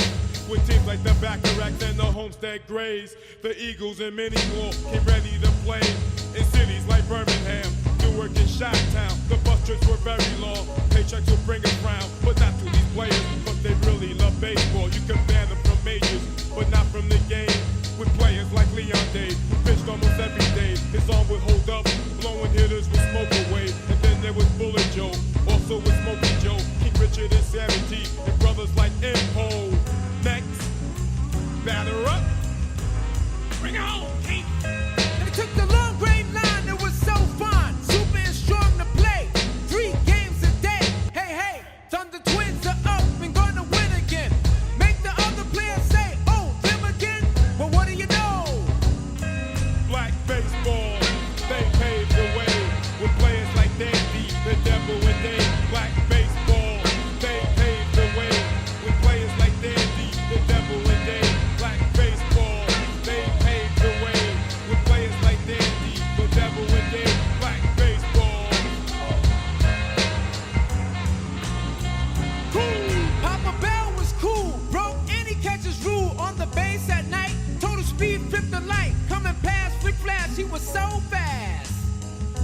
couch, watching it all and what they saw. The best in the game, it's a shame you don't know. Alex and Double Duty, and don't forget Judy. Talent was there and it was black. Give them their credit, folks, and build them a Hall of Fame. The legends can rest with uniforms in the whole shebang. And honor the players, coaches, fans in the ballpark. From the Giants of Philly to the New York Black Yankees. The Pittsburgh Crawfords, yeah, they don't have to thank me. Just thank the Red Bulls, just thank the A. Manleys, just thank Rufus Lewis. A few names that grab me, black baseball. They paved the way with players like Dandy, the Devil and Dave. Black baseball, they paved the way with players like Dandy, the Devil and Dave. Black baseball. Well, Stu Fine had met some of the original players from the Negro Leagues. Okay. So he put me and Keith on the phone with them. And, you know, it was just an idea. And they said, you know, they would appreciate it. So Keith went in the lab. He wrote this brilliant verse. Then I had to follow him. So, you know, it was just fun again, like I said. And then, like that remix, like Keith said, Godfather Don made serious jazz. It was like huge. That remix is sick. That I could just listen to that all day. And it sets up my little speech. It's the top of the knife. It just sounds like magic. You know? So you guys spoke to like Day or Bell prior to making this record? Guys like that? Yeah. Spoke to them briefly on the phone. That's pretty cool. Then they sent us, they sent us the apparel and everything. It was just. Yeah, you guys had that Jersey game on lock kind of before it became a trend. That was also a very cool thing about the album. We took the pictures at the zoo. Yeah, man. And Yankee Stadium. Yeah. Now, based on the reference, I would imagine you guys were big fans of the Yankees in the 70s. I mean, Sparky Lyle and Thurman Munson and whatnot. Catfish Hunter. Yeah, Ron Willie Gidget. Randolph. Now, were you guys? Did it end in the 70s or Chris Chambliss? Chris Chambliss. So these are all 70s dudes. Oh, shit. Chris what about Chambliss. Donnie Baseball and Ricky Henderson? Did you guys continue it in the 90s? Louisiana Lightning. Winfield? Dave Winfield. Now he knows I hate baseball, but I will say this. I do have a baseball that was signed by the whole New York Yankees squad. What was it, 79 when they won? 1927. It was Babe Ruth and it was Lou the Gehrig. 79. My pops knew Phil Rizzuto, and they came down, and I had that ball still. Who that got you a ball? Phil Rizzuto, the dude who used to do the money store shit. Holy cow. Are you as confused as I am about these new tax laws? Call the money store toll free. Dial 1-800-221-9000. Is that 77, Dre? It could George Herman Ruth. 77, 78, I don't know. But it was that whole squad, Billy Martin squad. Oh, like liquor. Roy White. All right. Delta Force 2. One thing. Tell me about this joint. Hey, I got a flow that is wicked, so sit back while I kick it. The incredible edible, change my pitch while I run it. Biggie make it just happen while I keep things snapping. Now the style is correct, so I'ma keep it and rapping. Cause I'm back and I'm flowing. I'ma keep people knowing that I'm just like the Energizer. Still going. So get that and make that something you think is real bad. It's a small thing, I'm back on the Delta Force track. That's the bigger. That's a soul brother nigga. I don't fight or waste time, black. I just pull a trigger. Now my mic is just smoking like I'm not joking. Fuck around, set the mean truth. Your big nose is broken. Now I'll be the headbanger, releasing more anger. Cause my fury is deep, so no chatter, just scatter. When I'm feeling the head, I make beats that just flip. So I ride up a ride next, then flex. Back at the ranch with the 4H horsemen. The flavor is steady, move your head to the base. So check the rhymes and check my stats. And now you know that Ced Gee is back. I'm still the Delta. It ain't nothing cheap, it's just a small things. It ain't nothing cheap, it's just a small things. It ain't nothing cheap, it's just a small things. Delta Force 2 is just listen to it. It's organized confusion. It's so much shit on there. It's so much shit on there, and to make it all sound like one was just a job by itself. All right. Well, Mo's not on, so we won't talk about Herman's Lust, but let's talk about See the Man on the Street. You mentioned that, which is ironically another Godfather Don joint. I mean, he gave you See the all. Man on the Street it's just so walking down the street late at night. It was just crazy, like Broadway. You know, the horns, and there's just a dark street on Broadway, like going in one of those little streets like around Soho, the cobblestone streets. That record is like that. You niggas wanna get in the back door, you fucking rappers can't rap a lick, jumping on other dick. I gotta do this for X and make them brothers quit. Don't try a sissy shit, that get busy shit. I bang a nail up in your duty hole and booty quick. Rappers know me, I'm bugged, I chop your ass right. Take the body and bag it, then I'm out of sight. I got the FBI, not the FOI. Trying to find the design and tape an underline. The pure facts on the stupid wicked wax. People they know I'm out the hospital. Cold bugging and illin' like Dr. Doolittle. You better walk up the street and look around, black. See that man on the street? Who's at the corner? Yeah. See that man on the street? Who's at the corner? Yeah. See that man on the street? Who's at the corner? Yeah. See that man on the street? Who's at the corner? Yeah. See that man on the street? Who's at the corner? Yeah. See that man on the street? Who's at the corner? Yeah. See that man on the street? Who's at the corner? Yeah. See that man on the street? Who's at the corner? Yeah. Back to hell to the graveyard with fog in the street. You see the ghost rider, home piss. I walk down to your block and see you sleeping. Come jump in your bed and fuck you up. Yeah. Down with the X, I'm in the basement. Got the body and bag up on the pavement. Cement, I win. Just hit them in a vent. I put the rappers upstairs and let them air out. Before the cops came, I cleaned the blood up. I called detectives in time and said you what up. I wasn't home, somebody's in my house. I took them rappers back out up in a pickup truck. Think I tell them myself. See that man on the street? Who's at the corner? Yeah. See that man on the street? Who's at the corner? Yeah. See that man on the street? Who's at the corner? Yeah. See that man on the street? Who's at the corner? Yeah. See that man on the street? Who's at the corner? Yeah. See that man on the street? Who's at the corner? Yeah. See that man on the street? Who's at the corner? Yeah. See that man on the street? Who's at the corner? Yeah. See that man on the street? Who's at the corner? Yeah. See that man on the street? Who's at the corner? Yeah. It's a hard record, though. Yeah, and then that loop, that dump, down, that was sinister. That was sinister. Yeah, like you want to do a stick up when you listen to this song. I mean, it's just a violent record. See, that's what they a lot of people made jazz stuff, but like you said, they kind of was mad at Godfather Don. It's like in the industry, they kind of like they put him in the same bracket as we was. Like whatever people couldn't do, we hate what they do. Like if we can't duplicate you, we hate you. That he falls in that bracket too. Like we couldn't do it. Everybody couldn't make his kind of jazz, so they hated him. Same with us.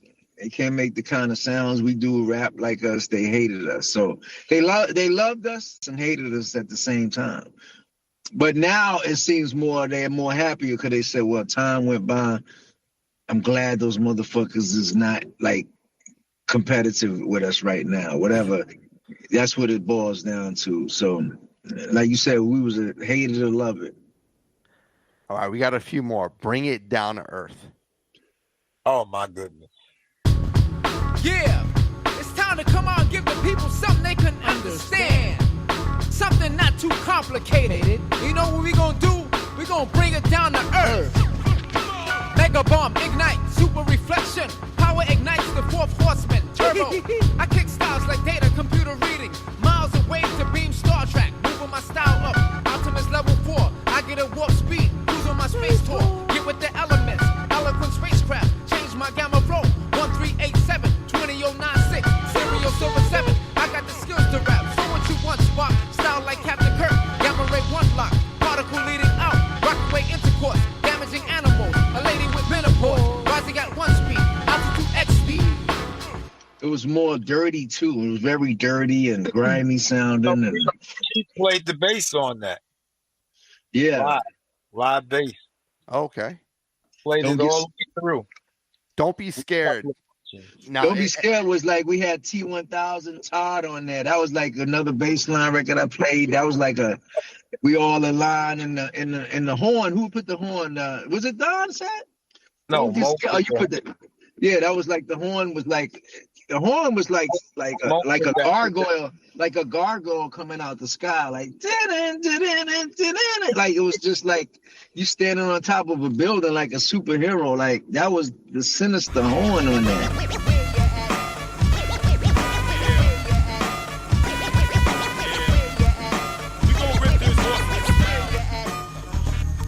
Tricky style is so cocky, I knock you out like I'm Rocky, and then I'll bet you the world plus some loot on the point. A licky leap for a rapper because my rhymes are like potion. I think he burn like a booger to put your mind in slow motion. Simply it's done, like making a blunt G. You lick it or roll it, I'll sticky spark with the fellas. Let's contact Clinton, they call him the chief. Cause I'm bolting destruction on suckers and nerves. Take that style, toss it up, then that affects like a reverb. Sinking and matching, cause the flow is exceptional. The Washington Congress, the House of Congressional Professional. Portland, Geronimo, frequencies on our Mickey. About your girl, get my hickey. Now you're flipping the ill way, diluted with milk. The horseman's style is to flow so rapid. Kicky round like a faucet, like blue and Bud Allen. Costello so mellow, like a pen with a bellow. Chicky Shakespeare the Hamlet, tricky both Nicky Jello. Hello, goodbye. Don't get scared, pick up the mic. Don't get scared, pick up the mic. Don't get scared, pick up the mic.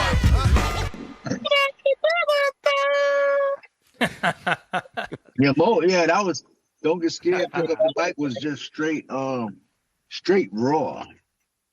Now, most of these tracks were recorded at Calliope and Don's house, or no, they were recorded at Don's house and my house.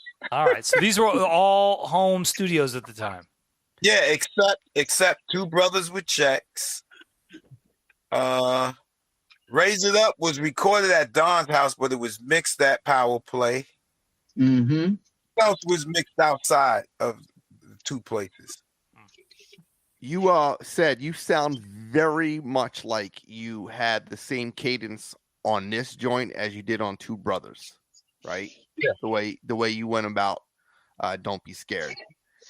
This was that deliberate, or is that just something you happened to be making it and you were kind of in that zone at the time and it just sounded very similar? I was in that zone. To me, my best performance on that album was on We Are the Horsemen. You know, I just put my foot on that one, you know. You set it off. Yeah. The next joint is Keith 1212, which is ironically, you know, different rhyme pattern. Again, you guys always did something different and kind of. Keith played the bass on that. 1 2 1 2 1 2. I just step and I rap, moving you clap, dance and wiggle and little feet go tap, over and switch, change my pitch. You could get down, rock with my sound. As I rock, freak around, blow up the town.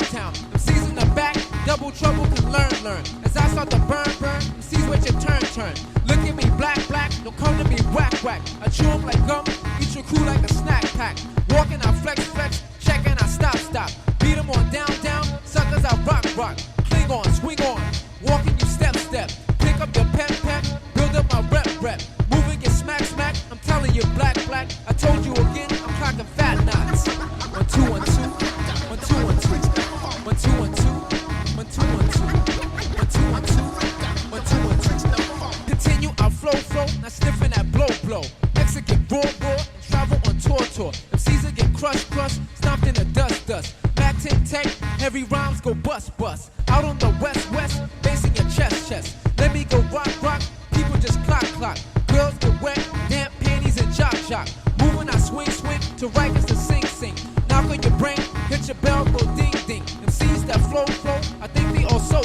Like G.I. Kitty toy named JoJo. Rappers and doodle, demons and voodoo. Come in, don't play. Watch what I say. Pick up your mic, I'm clocking fat knots.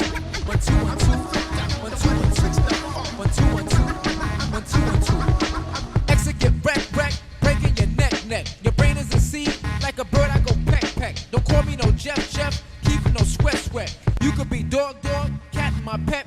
As I go move, your BM so smooth. Rhyming like Wild Bill, strong and I feel. Suckers ain't jack, jumping on zap. Thinking they funk, soft and they punk. crook. Like they in jail, soft and they swing soft. But I got a dip, you stay on my tip. Why? Inside Herman's head, clocking fat now. 1-2-1-2 was like chopped up, catch a groove in a different way, and it just was cool with double rhyming through the whole song. Yeah, that wasn't common back then. I made my own echo, basically. Like I was repeating as an echo, like I was a human echo. No Keith, echo chamber. Is that a song where you heard the beat and you mimicked the beat? No, it was a lot of space in there. It was just, the way it was spaced, like prant. So it was like it only could go with a cadence, like moving a step, and doing it as chop. So it was like prant. Like you couldn't really rap over it with the whole full kind of rap sentence. Like you couldn't like say a paragraph kind of rap. Crazy like, original. So original. Yeah, so good. That one was just really very special. original. Next joint is Time to Catch a Body. Tell me about it. A lot of rappers think they can rap and then do that, jumping on my testicles, my black scrotum. Showed them that they style is cold butt, doo-doo. Like a baby's hiney, a stinky funky boo-boo. Kick it with more rounds, now pop soft sounds. Hit with the drift, what I'm saying? Slaying. Bringing them C's to the program, not like H-Town, soft on a slow jam. I kick it wicked with the funky style, lick it, suck it. Jump on a jock just like a groupie whoopie. I make them C's look bad like Charlie Brown and Snoopy. Your mother act wild, sister act goofy. DJs go wild and act retarded, illiterate. Put me in the mix, well consider it. Oh yeah, I'm bound to step and throw a gun in your face. Hijack all that shit, spray your station with mace. I got my things in effect, all plans down. The boys ready, stupid crazy with their mask down. I walk around, okay, you think I'm joking? Just go to sleep and see what happened. Remember, where could I be when you're lonely with Tony? Take him outside on the highway for a ride. Remember when detectives go, I don't know anything.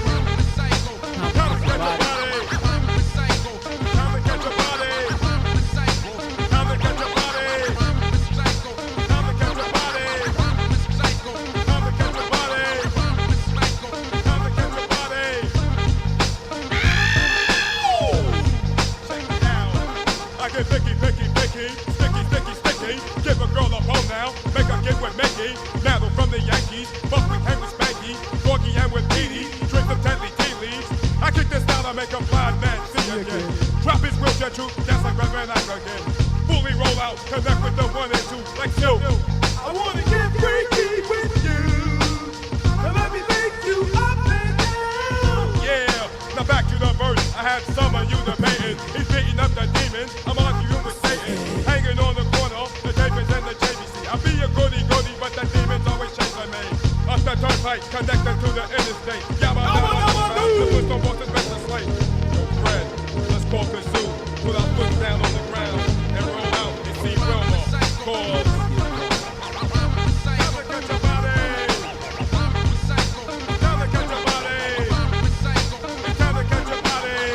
that was crazy. Like that was this kind of a sexy record. That was the one when Sexy said was like, I like to lick you up and down. That was like we were basically like Drew. Who was that? We was like Silk. It was like dum. It was like kind of like a sexy. To me, that was Keith's best bass line on there. Doom. It was like a sexy gangster record. It was like nice for the girls, but hard enough for like guys to listen to it. Like it was LaToya with melodies. Yeah. Just lyrics. Nice, nice. Wow, to catch that one. Yeah. Nice. The next joint is Yo Black, which ironically, I believe Buckwild did a remix for this, which I'll need to hear about how that came about because that. Okay, look, the Yo Black, to me, Keith, that's the one that got the industry, man. Yeah, you listen to the sounds of the one Rhythm X, the man. I'm gonna show you how to get wrecked the right way. Shut up, step back, that picky, packy, wacky rap. Your old flow is over and your rhyme style is over with. In fact, big head, you'll take it as a bigger diss. I come walking your show like David Berkowitz. Make you think you swimming like that homie Mark Spitz. How can you put up a box against an alligator? I chew your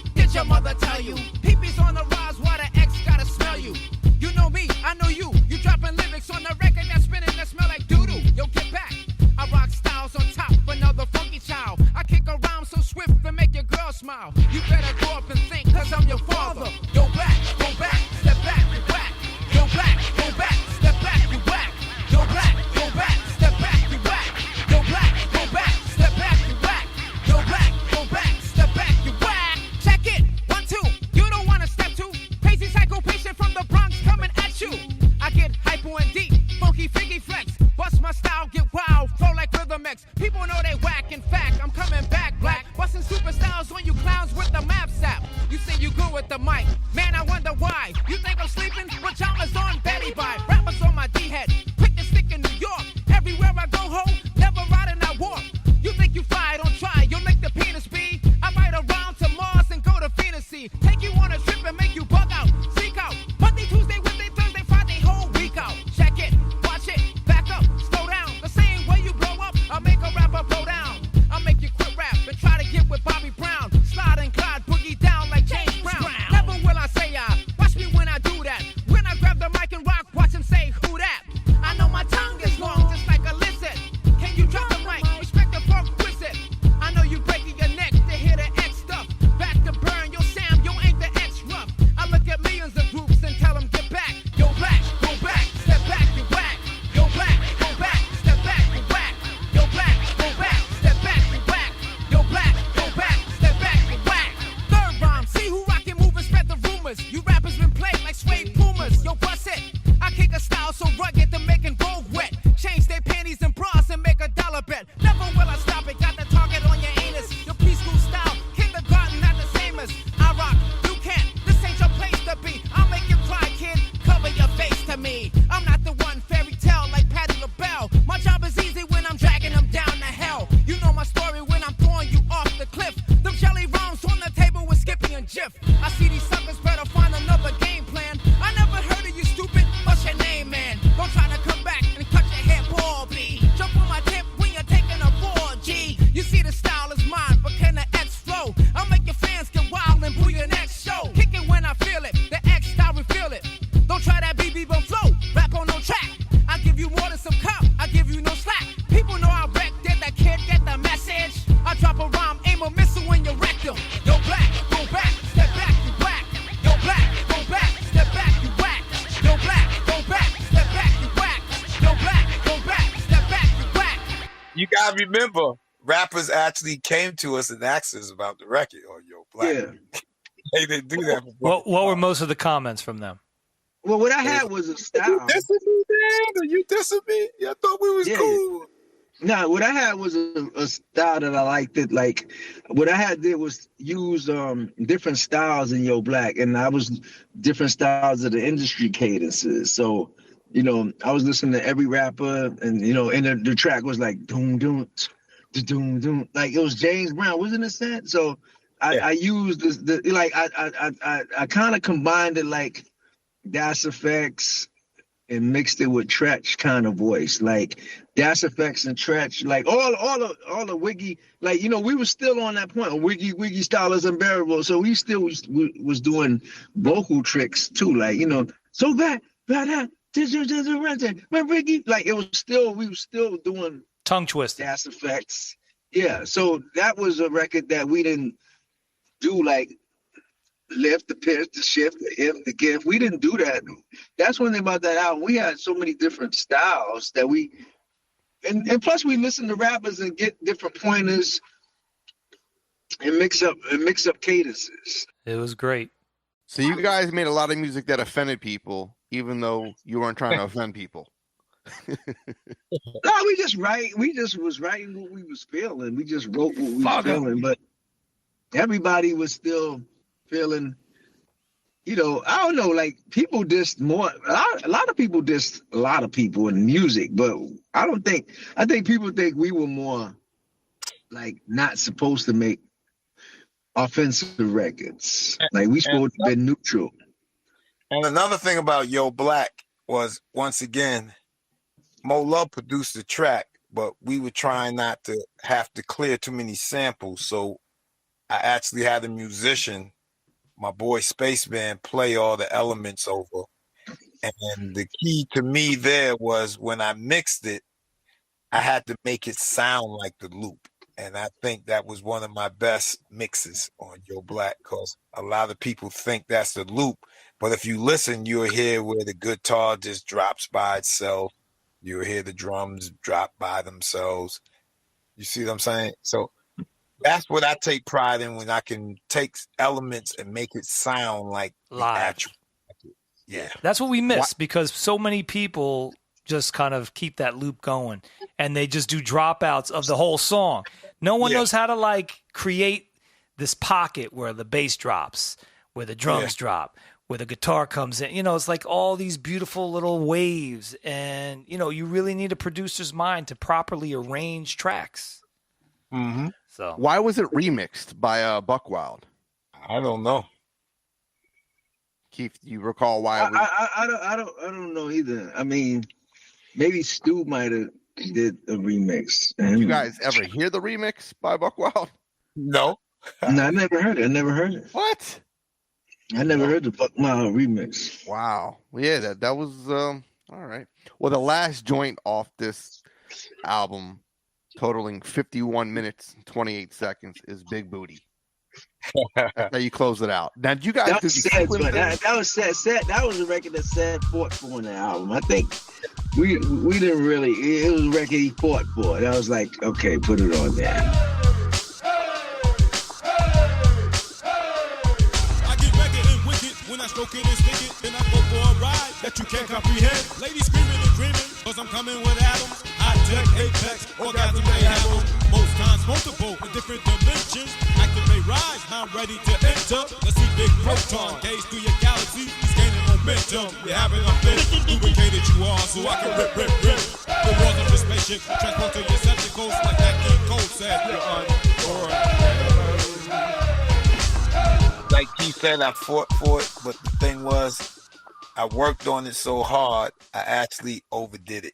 If I would have just left it the way it was, it would have been crazy.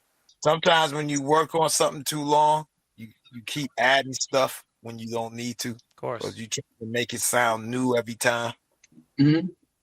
So, now, after this album, which came out in '93, there was, is it fair to say, a little bit of a hiatus? I mean, Keith started doing his projects. Dr. Octagon is probably the one many people are familiar with as far as your solo work. That was with Automator. Let me go real quick right there. At that point, it was a hiatus, but it was needed because what was happening to Keith was unfair. Like I told you, all of those last two deals were supposed to culminate with him doing his solo album, which he never got to do. So at that point, he just wanted to do his solo thing because he missed 2 trips. He had already missed out on 2 albums, you see? So it was time for him just to go ahead and just go do what he do. So let's get into Dr. Octagon, right? It was, first of all, you have 20 different alter egos, but this one in particular was the album that I think really helped establish you as a solo artist, if you will, right? You worked with Automator. It was initially on Bulk, and then years later it was re-released on DreamWorks, which I want to know because that's kind of crazy. Your album was on a label owned by Steven fucking Spielberg and David Geffen, right? That's kind of nuts. Right. But Dr. Octagon, right? It was yet another album you could say was well ahead of its time. I mean, it's people that watch, I don't know if you guys ever seen like Black Mirrors on Netflix. That's what Dr. Octagon is like. You know, it's one of these kind of albums that takes you down this path that you would never imagine existed. And just a little bit for the fans' sake, let's get into that album, what it was like. How did you link up with Automator? What was this the first quote unquote solo project that you really completed? I know you were working on a lot of other things, but well, what happened is when I moved out to LA, I used to go out to before I used to go out to LA. Me and Ced, we used to always go out to Cutmaster Kurt's house and stuff. So you know, Kurt was always showing us around Oakland and stuff to buy records. And then what happened is I went out to, me and Kurt pressed up some records like Prepare With No Underwear and this record called Big Eyes and all that. I See Your Big Eyes, and it was like 4 or 5 tracks. So me and Kurt went down to California from Kurt used to stay in he used to send me tapes to my house, cassettes with dope beats on them. So, you know, I said, when I get to California, we're going to talk. So Kurt lived in what's that little town in Santa Cruz. Kurt lived in Santa Cruz, so Kurt was a big fan of Ultra anyway. So Kurt used to come up San Francisco and show us around and take Mo and Trev to buy records. So Kurt always wanted to produce some tracks for us, but it was too late for Ultra to do another album. So Kurt sent me beats. I went out to Santa Cruz, and then after a while, I went back to New York. Kurt shopped the tapes down to Capitol Records, and LO7 Self was at the I think what did they call it? What was that San Francisco seminar they used to do? Gavin? Yeah, Gavin. Yeah, so I saw LO7 Self up there and Malik, and they was like, yo, Keith, we want to sign you for real. And then we got up there, they got back to California, and they told Gary Gersh to sign me. So I originally signed with Capitol Records to do Sextile album. Sextile, I had a budget of $500,000 moving fund, and I think $500 to do an album, like $1 million deal with Capitol. Damn. So what happened is we moved to LA. Kurt got the deal. He was like, yeah, but he think I'm just gonna go back home with my mom, and I was gonna album from home. I'm saying, Kurt, they gave you $500,000 to move. I'm like, Kurt, let's look at the biggest crib. So me and him bought we bought like a little 2-bedroom, 2-bathroom house in Beverly Hills, and they gave us a member said they used to have a recording fund. So Kurt could get equipment, ADATs and everything and all that. That's when the ADATs were out. So we moved in the apartment. We didn't decorate it with much. We had a big, giant basketball living room. And me and Kurt bought, what's that game? Sega Genesis. He's on fire! NBA Jam. He's on fire! We played that every night in a big, giant living room with 2 rocket chairs. So, in the meantime, we're in the house working on Sextiles. We working on Sextiles, all that Sextile, the record Sextile, Don't Crush It, all the Sextile tracks. So what happened is, when we finished Sextile, so Capitol's holding Sextile. They don't know what to do. KRS is signed over there with Channel Live. Channel Live, and Foxy Brown is signed over there. And it was funny, I almost had an argument with Foxy Brown in the lobby or something, in the hallway with LO, and I didn't know who she was or something. So he said, yeah, this girl, I forgot her name, Inga, we're gonna sign her. So it was like, I don't know, we had like a difference, an argument or something. I was like, I don't know why. I think it was something like a small situation or something. And I was like, who is this girl? Like, I didn't know who she was. And it got into more, I didn't know who she was. But anyway, me and Kurt went over there and worked on Sextile. And Automated was a guy that come down and help Kurt with his equipment. And Automated was a good guy to hook up Kurt's equipment. So, me and Kurt lived together. We stayed together, went shopping together for food and stuff every day. Then Kurt got mad because Kurt started buying Stella Dora bread and celery and all this. And I was buying Captain Crunch and popcorn. And Kurt got mad and used to leave me in the supermarket, and I had to walk all the way from the supermarket, and cars passing me by like, damn, you don't got no ride to put your groceries in. When you walk into California, people looking at you crazy. So we finished the album. Capitol puts Sextile on hold. We're balling in LA with money, going to clubs, and I forgot like all the stuff underground. Anything I wasn't going to Project Blow or nothing. I just felt like I was Shaq. We did the record, and they put it on the shelf. So Automated came down. Menelik flew out to LA, and we did some space shit, just messing around the house. Like, I forgot it was the Great Western Forum, and there was another track, me and Menelik, just the tracks me and Menelik on. No Awareness? Yeah, that kind of tracks. I think Kurt did 2 of them. Not No Awareness. There's 2 tracks me and Menelik is rhyming crazy. So Automated comes down and hear it and say, yo, they doing something with that? I want to bring this up to these 2 concept songs up to, let's get a situation and come up to San Francisco. So I say, okay, in maybe a couple weeks I come up there. So after a couple of weeks, Automated brings me up to San Francisco. Meanwhile, Sextile is still on the shelf. You know, I go up there and finish the record, you know, bringing some Yoo-Hoos and donuts. I laid the vocals to everything in like one day, like 2 days the most. Like, Girl, Let Me Touch You. I knocked out, you know, all those joints were in 2 days? In 2 days. So I'm on the roof because I was a beast writing. So Automated brings me up to San Francisco for maybe no more than 4 days. So I take 1 day to go out and walk around Market Street. The other 3 days, I'm going up in the roof. He's making pot stickers. You know, we're going to Brandy Hills, getting Chinese food. But he was the first one to introduce me to those dumplings. So he brings dumplings up in the attic, and I'm knocking out tracks left and right. So I'm like, you know, like you said, No Awareness, 3000. The tracks was coming to me like just like water to my head. I had no writer's block. I'm walking around San Francisco in the daytime. At night, I go up in the attic, record all the songs. So we knocked the album out. He said, I'm going to mix it next week.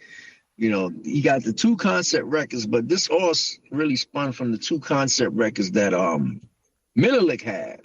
And on top of that, in between that, I'm in Hollywood reading bad press and, you know, God bless the dead, MF Doom and whoever, like, you know, I think Madlib and all the other rappers that was supposed to be, you know, I had supposed to have been in the press and Rolling Stone and all the magazines and Spin and Alternative Press. I was supposed to be the guy that fell off and, you know, in that so-called rap world of, you know, lyrical rap world of, you know, Rupert Murdoch and sound bombing. I was supposed to have fell off to whatever, all the new rappers that was coming out at that time. And the whole ruckus sound. The ruckus sound, you know, and then, of course, MF Doom was running stuff. So, and then you had a lot of other rappers that was coming, you know, even though me and what's her name used to see each other a lot at Rite Aid, me and Mos Def, you know, you had all the stuff, the staff of that label stuff.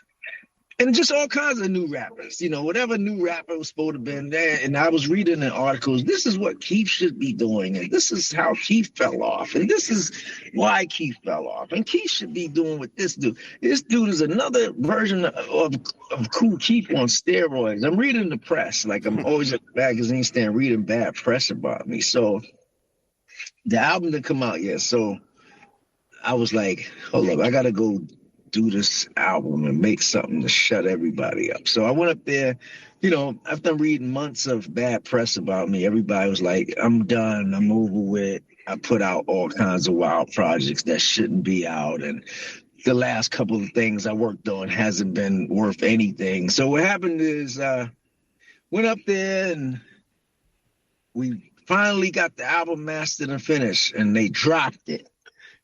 And the press went crazy and everybody, the magazines and everybody, the album was so dope that it stormed into the rock department. It stormed into the alternative department. It stormed into hardcore rap. College radio was huge in college radio. Yeah, it stormed into college radio. It stormed in alternative. So the record killed every genre and every hardcore rapper from streets, you know, anything from all nostalgia of streets, the sound rock. It tore everybody and whoever they thought was like they was talking about me that Keith should have been doing this. It just destroyed all of that stuff. So I was happy about that. The press went crazy again. And I'm king of the underground. I'm king of all the whatever stuff. Everybody is doing stuff that's supposed to have been doing. So I'm king back of that again. So I'm running LA. I'm running all of the underground, all of the nostalgia, sound bombings, all of the Hydra, all of every damn thing you name to you know, they give Menelik a deal. I mean, Rawkus gives Menelik a deal because I got Menelik under me. Between Menelik and Godfather Don, you were instrumental in bringing them to the forefront of the indie hip hop circuit. I mean, all those groups, even Co Flow, you've single handedly influenced almost everybody. Yeah, everybody's come out. Flow, I mean, High and Mighty. I mean, I just ran the whole circuit. Like I put it out. That album made me just gain my title back because I had negative press in LA. Like everything I was reading was, anything he was putting out lately. He's trying to do his side projects and KHM and this and that and whatever he's working on with this one that's just something extra. And the Keith and the basements and the KHM and the. If Keith collaborated with Isham on Spank Master. So they started going like projects. So I was like, okay, they're getting kind of bold, talking about me, especially Rolling Stone, of course. I mean, and Spin, then when Octagon came out, like you said, it just took everything by storm. The press changed. Then Black Elvis, I spent in the Black Elvis. And I mean, but back to Octagon, that record took me back to square one of critics. Critics had shut their mouth, put their finger in their ass, and left me alone. So that was really, I think, 95, 96, it got re-released. Tell me how you guys got put onto DreamWorks. From a financial standpoint. Well, we met, Kurt's neighbor was Marvin Mack, and then he was a neighbor. He was like, "Yo, they want to just switch it over, man. Let's take it." And Tony Isabella came down, and Dan's manager. See, I like when Dan had Tony Isabella. That was so much better. She was very understanding. I mean, I thought Tony was mean, but I think that was one of Dan's best managers ever. Besides the second manager, was not totally a good manager of communicating, and then, Dan had a lot of, gatekeepers within me and him. Me and Dan was talking to me, and Dan don't even talk no more to me. And Dan had to do shows together, but me and him and Cuba got to talk through three different managers to talk to each other. So it got pathetic. So instead of me, him, and Cuba going to a restaurant and just talk together, we was you had managers talking to each other. So it didn't make any sense when me and him and Cuba could have just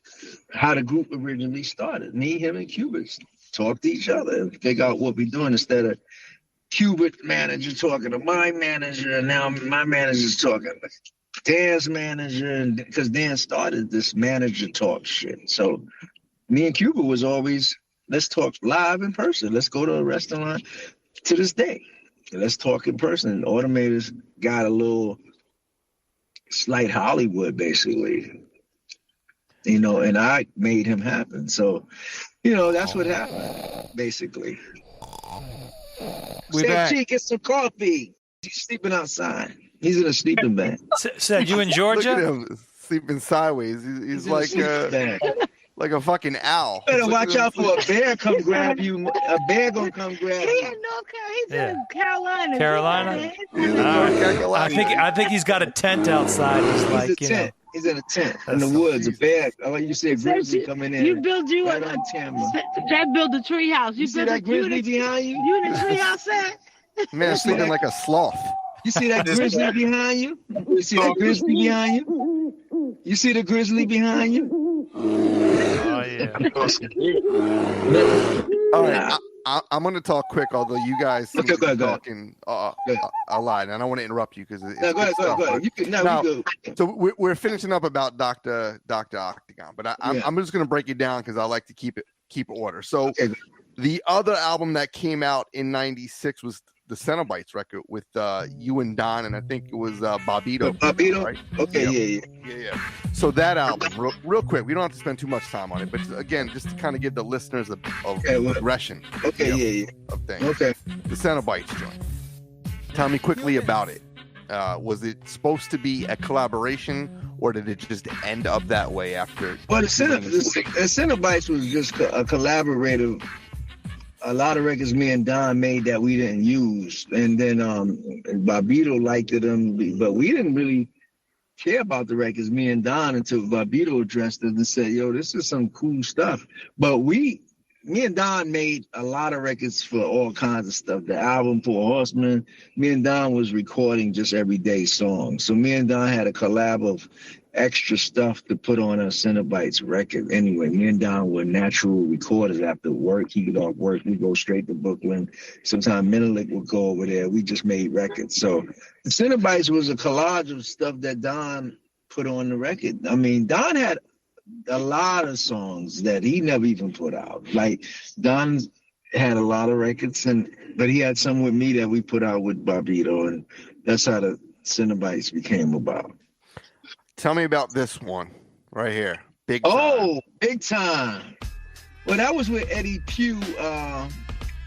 Kurt and Rex did the production, and Tim had found Eddie Pugh, and Eddie Pugh was like Tim kind of leached with Eddie Pugh and turned to executive. And Tim was a connoisseur of just getting with big people with money. Eddie Pugh was a big I think Eddie Pugh was like a big radio man for like Warner Brothers. So what happened, I think Eddie Pugh was still independent, talking like, yo, we're going to do it ourselves. I got the game down packed. So Tim met Eddie Pugh was big with radio, and Tim finagled his way into Eddie Pugh's life. And you know how Tim is. Once Tim get the magic wand, Tim was probably told Eddie Pugh all kinds of tricks. Now, was Tim an honorary member? Like was he like a Capadonna of the crew? He wasn't official, but he was kind of like an honorary member. I liked Tim. Tim was a very good, smart man. Like Tim can charm you into doing something. Tim is very good. He charms a hell of a lot of people. Tim is good with business. No, he's actually a member. Tim was living in my house. But did you guys consider him a member of Ultra, or was he an honorary member of Ultra? He was Tim had his own album. He was a member. He stayed in the house. Yeah. He stayed in the house. He lived in the house. He ate my mother's food. Call it what it is. Tim was a con man. He wasn't good at business. He was good at getting into business. Yeah. But I mean that's the art. But that is the art. That is the art. They have is he a member? Yes, he is. That's the art. Tim has an art. That's not the question. But we know what I do like about Tim, where some others like managers and stuff, Tim did put money into anything to make himself a star. Tim would go buy clothes. Tim would do anything to make it believable, which is good. Like the illusion, because the whole industry is an illusion. So Tim, mind you, of a lot of the Midwestern, the guys in the South, whatever you had to take to look like a rapper, Tim would do it. Or Tim would go by any old means. Like what the industry is really about, renting and, like you said, giving you the look to make it believe. We can go on and on about Tim, but God rest his dead. I like Tim. Yeah, I like Tim. Tim was Allegedly. Yeah. Well, I mean, there's no death certificate, so it's allegedly. Matter of fact, he changed his name and he's in a different city. I mean, I saw Tim yesterday. You saw Tim in Whole Foods picking up ginger root. Let's talk real quick. I'm moving on. Sex Styles. This is another joint you did with Come After Kirk. This was all funky. Okay. Yeah. This is kind of like, who's a big component of this album was Ice-T. Sex Style really owned that record. I mean, I don't know how Kirk claimed it. I mean, I own Sex Styles basically. I got Sex Styles back from Capitol Records. I own Sex Styles, but I think, maybe Curtis maybe still using things from it with shirts and, I came up with the funky ass logo and stuff like that. I was a total project. Sex Style was given back to me, so we had some independent things to do with Sex Style. A record given back to me from Capitol Records that, which is Capitol didn't deduct no money from us and all the money they gave us, but I guess, a lot of people got attached to the record. I didn't give up on Sex Style. We didn't do nothing with it. I kept it. They gave it back and they gave me back the catalog. And then I guess Kurt started going at his own way to do little T-shirts and putting the record back out again and all that, which, you know, Kurt can do a brand new album. I hope if Kurt is out there listening, you know, we can do it. You know, you can do another record instead of, you know, just trying to maybe live off of Sex Style. Well, but another record is the Dr. Doom joint. That's another record me and Kurt did. Dr. Doom, you know, same thing was with Dr. Doom. We went to I think Dr. Doom was distributed by Caroline or one of them. What was the distribution on the back of it? Dr. Doom went up to, I think it was a late New Groove. New Groove. Okay, New Groove. Me and Kurt did some deals with that. So, you know, which is Kurt fell in love with those catalogs a lot, and I just went on to make new music. Kurt just loves Sex Style and Dr. Doom so much. But it seems like he was a part of all of this. You know, he was a part of all of these different records. He loves you know, he loves it. Even the Masters of Illusion, great albums. But like I said, you know, Kurt loves those 3 albums so much. And you know, and Black Elvis, you get ready to put out is that was the album with Columbia with Joe the Butcher and Joe Sports and like Phil and everybody got behind it. Tim Devine. Black Elvis became some classic and took the world by storm. And Black Elvis put me in another scene too, you know. But there was a lot of controversy with Black Elvis because it didn't come out, and the fans emailed Sony. And then, you know, then I had a friend, I can't put his name out there, that worked at Sony, and he told me like, oh, you know, the urban department or the pop department don't know what to do with the record. Black Elvis recording in the 48-track studio, Madison Square Garden sound check. Speak direct, fans in the upper level, backstage passes, wearing diamonds around my glasses. Leather coat, 30,000 from Wilson. Counting the Milson, talking to Andre Arell with a chauffeur driving me around in the green Rolls Royce. Parked parallel on 5th Avenue, stepping in Bloomingdale's, waiting for Celine Dion to get her nails done. Tour day start tomorrow. MCI send the cash to Wells Fargo.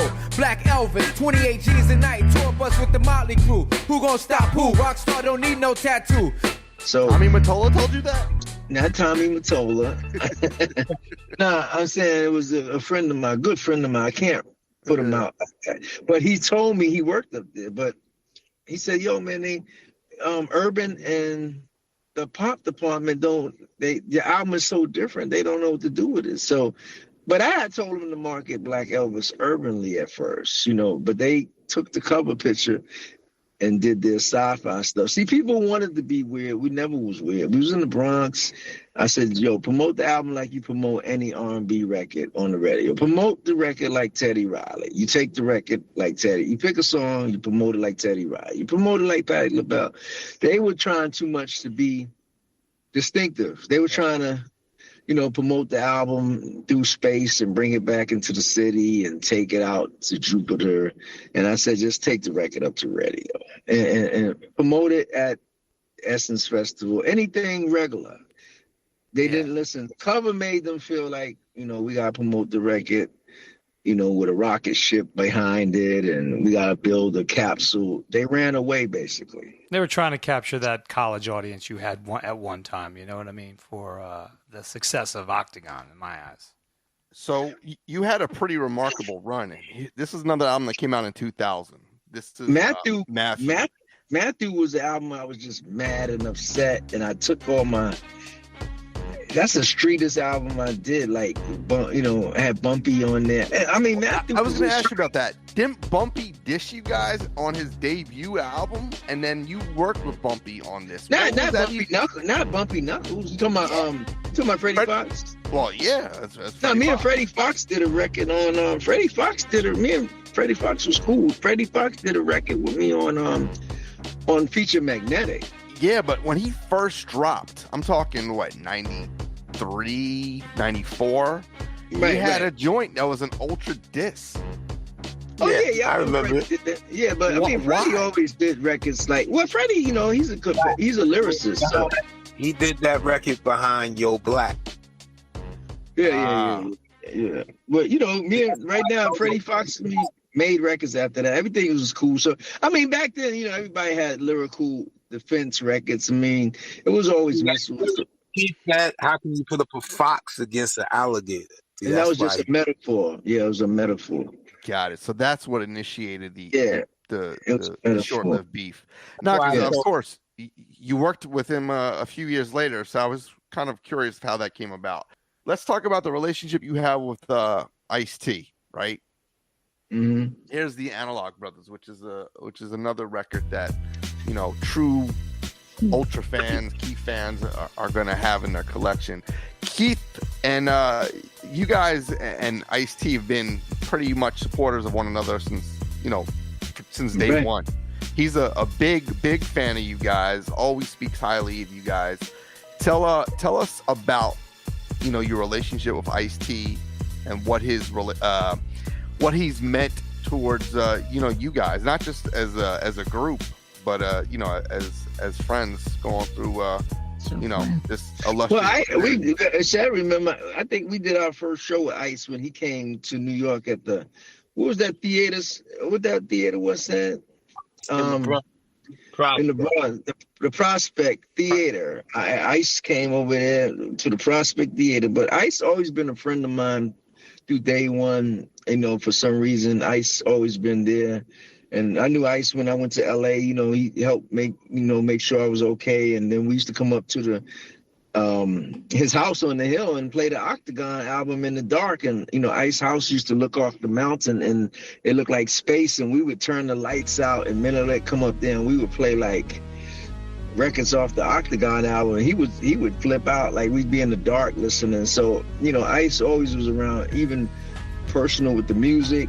And, just regular hanging out and going to clubs and in Los Angeles and anywhere in New York or Jersey.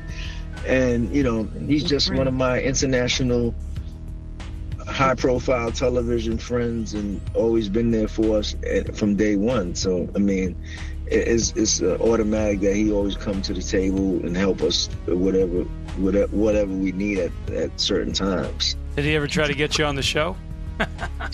No, I don't know. I've been pursued. I did a commercial with him one time a long time ago in LA. I forgot. It was something, like a commercial when I first came to LA. It was like, I forgot what it was for, a motorcycle or soap powders or something. But, it was just different things. But, I don't be around them and when they're writing scripts and stuff like that. But as far as music and everything, hanging out and doing more personal stuff and riding around, when I was in LA, me and Ice was riding around in the Rolls Royce and going in the hood and, going down to South Central.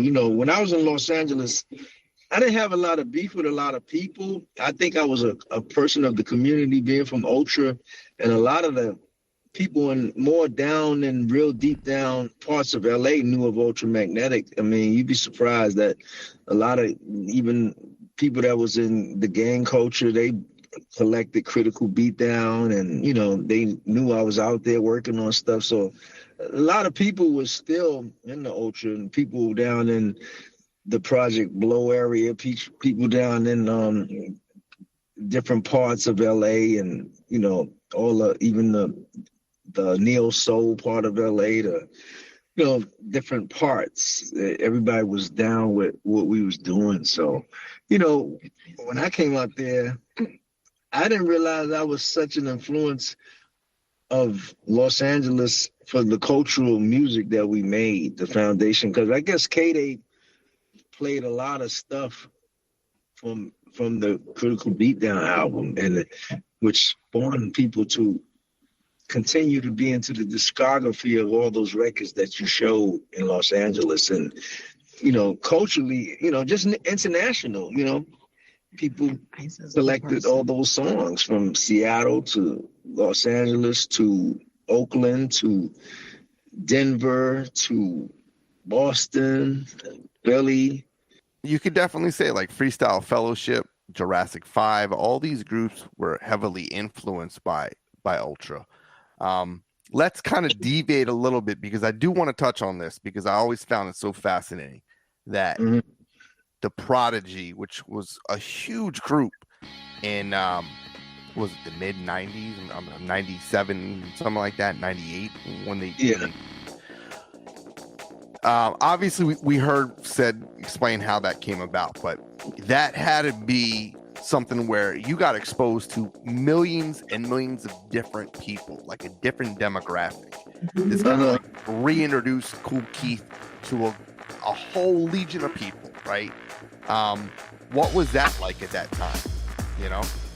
I did shows, 2 or 3 shows with them. I mean, Liam, you know, I went to Europe when I was in Europe, but they sampled it on the Maverick label, and that record sold 3 million records, and I was just a part of the dance scene with Smack, my bitch, Smack. And then there was another record too, Diesel Power, and you know, it was a great record to do it at, you know, shows and stuff. So it was a part of a dance record. It didn't have lyrics on it. It was just that sample was just all over the place, all over the dance music scene. So, yeah, I mean, it was my voice, and I don't know. That record just blew up like it blew up like a balloon. That record blew up, and I was on their second album too. Another track. They had another album I was on. So I've been on, you know, Prodigy, thanks to the group and the band, and God bless the guy. What happened to the lead guy, you know? So I think that took a lot of toll on the group and stuff. But other than that, you know, my wishes to them were the best and everything. So, you know. You've been sampled an awful lot. One of my favorite Nas joints is Take It in Blood. Mm-hmm. Yes. Great sample there. When you first heard that record, first of all, did you know you were going to be sampled on that album?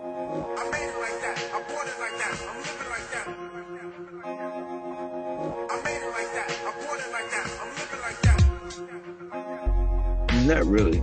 No. I think my girlfriend told me about the record, that he used it, and then later on we found out more, and I told Eddie about it, and then we took care of the business part of it. But I didn't know that he used the record until one day I heard it, and then you know, that was cool. You know, that I heard that song, and that's when when I listened to some of the stuff that he got, and that was on the King album, the It Was Written, not the other one. That was the written. Nas Escobar era. Let's get into the alter ego, because we're talking about Nas Escobar. I feel like you are pretty much responsible for the alter egos becoming something. Like Doom had an alter ego. Bobby Digital was an alter ego. I mean, Andre 3000 was wearing wigs because you were wearing wigs in video shoots. Yeah. A part of that had to feel good, but a part of that also had to feel like they were biting your style. What could you do? I mean, I just felt that when people went to the podium, you know, did they express what they saw? I think the industry got more corrupt at that point, that people wouldn't acknowledge stuff like that. But I wasn't looking for it because I kind of knew how people would be anyway. You know, like you said, nowadays the industry is more arrogant than ever, so they go up there and not even mention who started what for real, or they'll come with some kind of stuff where they think it started, you know. So, you know, everybody got their opinions. It's not that I could do, but I mean, hey, what could you say, you know? But I looked at it from afar and said, I just got to keep doing what I'm doing and be creative and start other trends. So, you know, I kind of looked at a lot of that stuff from far away, and I was like, it was kind of funny and comical at the same time, you know, but I was doing so much work that it didn't distract me either. You know, some people could let stuff like that make them go bitter or kill themselves or commit suicide. I was like, you know, it was kind of funny that I got a kick out of how people just ran with stuff and made up their own scenarios of who started this and who started that. So it kind of got comical. I want to talk about the new album, obviously, with you and Ced, although I think Ced may be in the second REM right now. I'm here. You up, bro? Come back. Wake yourself up. Break yourself. MC8, a grizzly bear must have got this dude in North Carolina. We only see your face no more. He's running around the woods with Keith Murray in North Carolina. Let's quickly talk about this. There you album. go. There you go. Oh, there we go. We got you. Let's talk about this new album, Ced Gee, Kool Keith, Ultramagnetic MCs. First and foremost, I know it's on vinyl for a lot of DJs, right? It's on Rough Nation. Tell the listeners, one, about the project, you know, why it finally happened after all these years. What can we expect from this album? Is there more in store?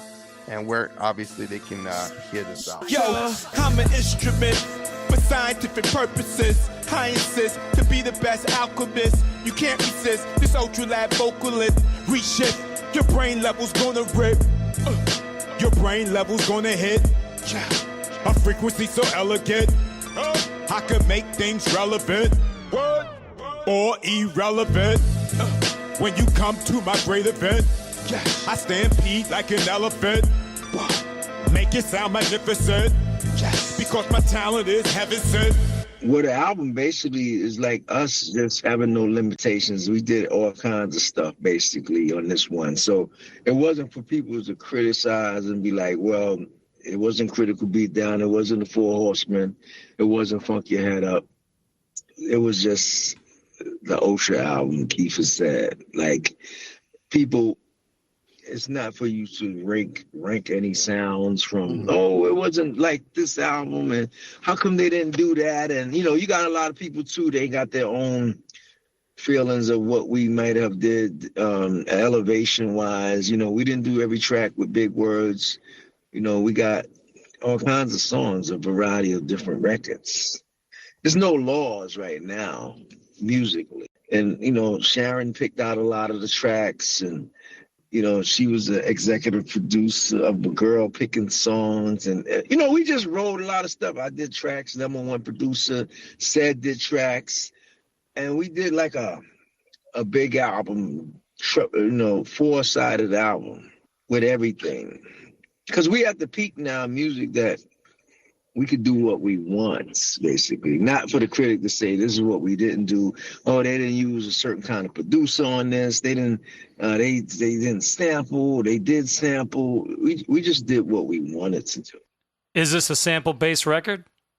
You got samples, you got non-samples, you got all types of stuff on there. Like Keith said, there's no rules. We didn't do any rules, like no rules. It's like a no-rule album.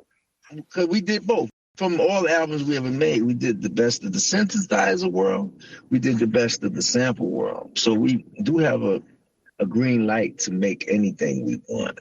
It's just kind of cool because we still made a record. You know, a lot of people that came out the same time we did can't even function and make a record.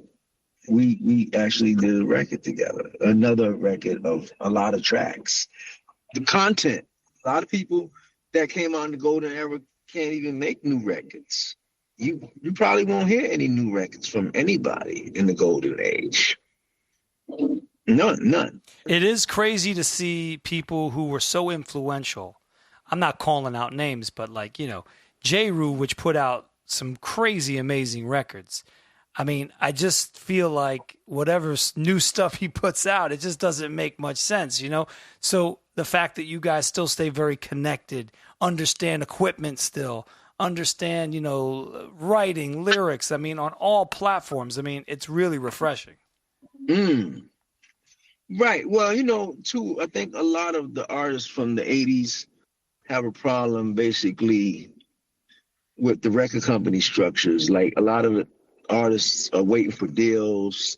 You know, they still waiting for advances. They still waiting to start a record. They don't have those. They used to being on those labels. Right back then, we used to sign, get it. You know, with that said, you get your PO for the studio. A lot of the groups are out of that format, and they turned into the baby they need formula. And the labels is not, you know, doing it like that no more. They're not doing that. You got to make your records out the box yourself. So that hurt a lot of artists that you might have wanted to hear now, because the record companies, they had depended on the record companies, where the Southern guys and other regions put their own records out independent. You also dropped, I don't want to confuse the listeners because you drop albums like almost every month, but Black Elvis 2 actually just came out recently as well on Mellow Music. So, we pay for it. I pay for it. What? Not Mellow Music, but I pay for my records. I pay for records. You mean you pay to make those records? I pay to make records all year round. So other artists don't pay to make the records. That's why I said Ced has equipment. Any way we can get a record made without the company telling us to make a record. So can we expect more Ultra projects moving forward? Yep. Ced's got to move back into the house from the forest, so definitely going to start making more Ultra records.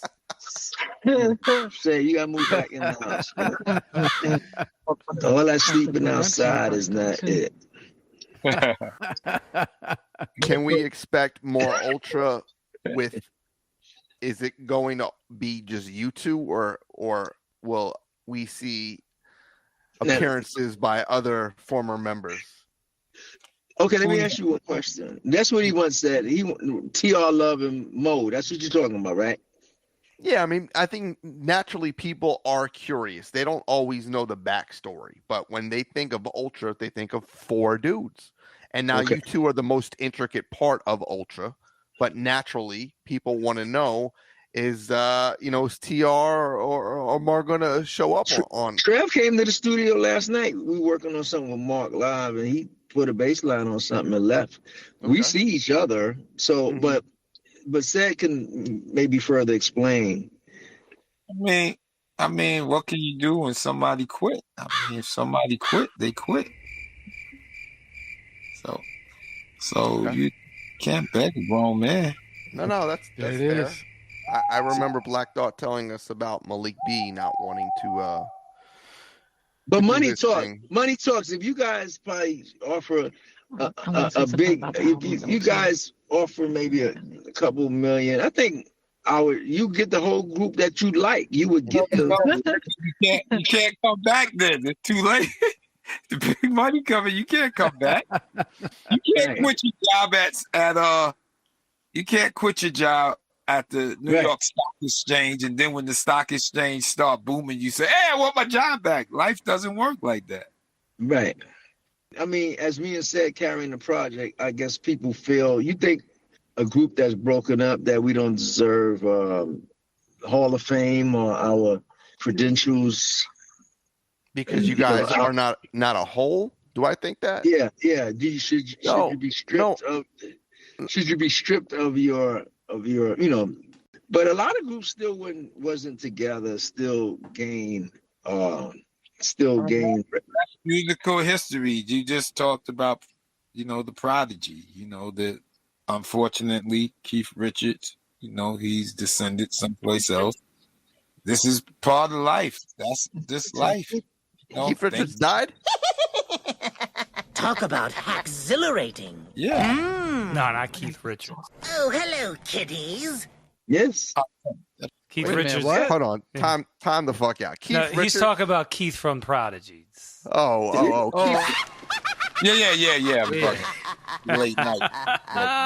I mean, it is almost 1:00. We've been talking for close to 3 hours. So that got weird for a minute. Excuse me, but I'm thinking, I want to say something about the album, though. Go ahead, because I hear Sharon in the background. I don't want anyone to step on anybody. Go ahead, Sharon. Yeah, I wanted to say something about the album because, again, Cedric had been kind of like in a process of trying to get an album done prior to this album, the project that he has now. And it seemed like every time he was trying to, the group or the people that were coming together to try to work together to do an Ultra album, it just wouldn't come about for some reason. They would be in the middle of a project and then just something would happen and it wouldn't go through. So I had remembered, because I was around them, and I was saying to Keith, I said to him one day, I said, it seems like Cedric can't get the project going forward because it seemed like stuff has happened. It's like it was kept on like conflict going on within the group of people that they were working with. And then I just said to myself, I said, you know what, Keith, we need to just do this for Cedric ourselves. And we went to him and we asked him, would he be willing to do an album? And he agreed. And we sat down and we got through it. And I think it was the best thing that happened for him, for us, to be able to see the two guys work together again. It was an honor for me. It was also a pleasure. And I'm so grateful that we was able to get through the album without no problems. And this kept on seeming like every time they were working with a group of people, it just seemed like it was just it was not happening. At the end of the day, of ultrasounds, me and Ced are the head officials from every album in the past that you ever held up in your hand for Ultra. We are the last to approve of sounds. I don't care if we had any other producer working on it, anybody within the group. We are the last to approve any sound. So it's still the final decisions come between us of approving the last sounds. Even when we was working with Trevor and Mo, they ain't no wax sound is getting passed. It's not going to the top of the board, because at the official part of the console, me and him wouldn't let anything go by. So everything you heard had to be approved. Sounds and samples from Mo and Trevor, anything. So because we had controlled high officials of sounds. And I want to also say that I don't have any animosity, or I don't have any conflict with any other group members. I've known Keith and Cedric and Trevor over 30 years. Yeah, I've known them over 30 years. I've been around when Tim was writing Puck Compton. I've been around a long time. And I had, like I said, I knew the guys for over 30 years. And I was the one that told Keith about Nas. That's who he was talking about. That was me. I was the one that told him about that song. I was riding one day to pick him up from his house. And then I had the tape deck, and I was playing it. I was like, wait a second. I told Keith, I was like, Keith, your song is on Nas tape. He was like, what? That was so funny. He got in the car, you heard, he was like, what is going on? I'm going to call my lawyer.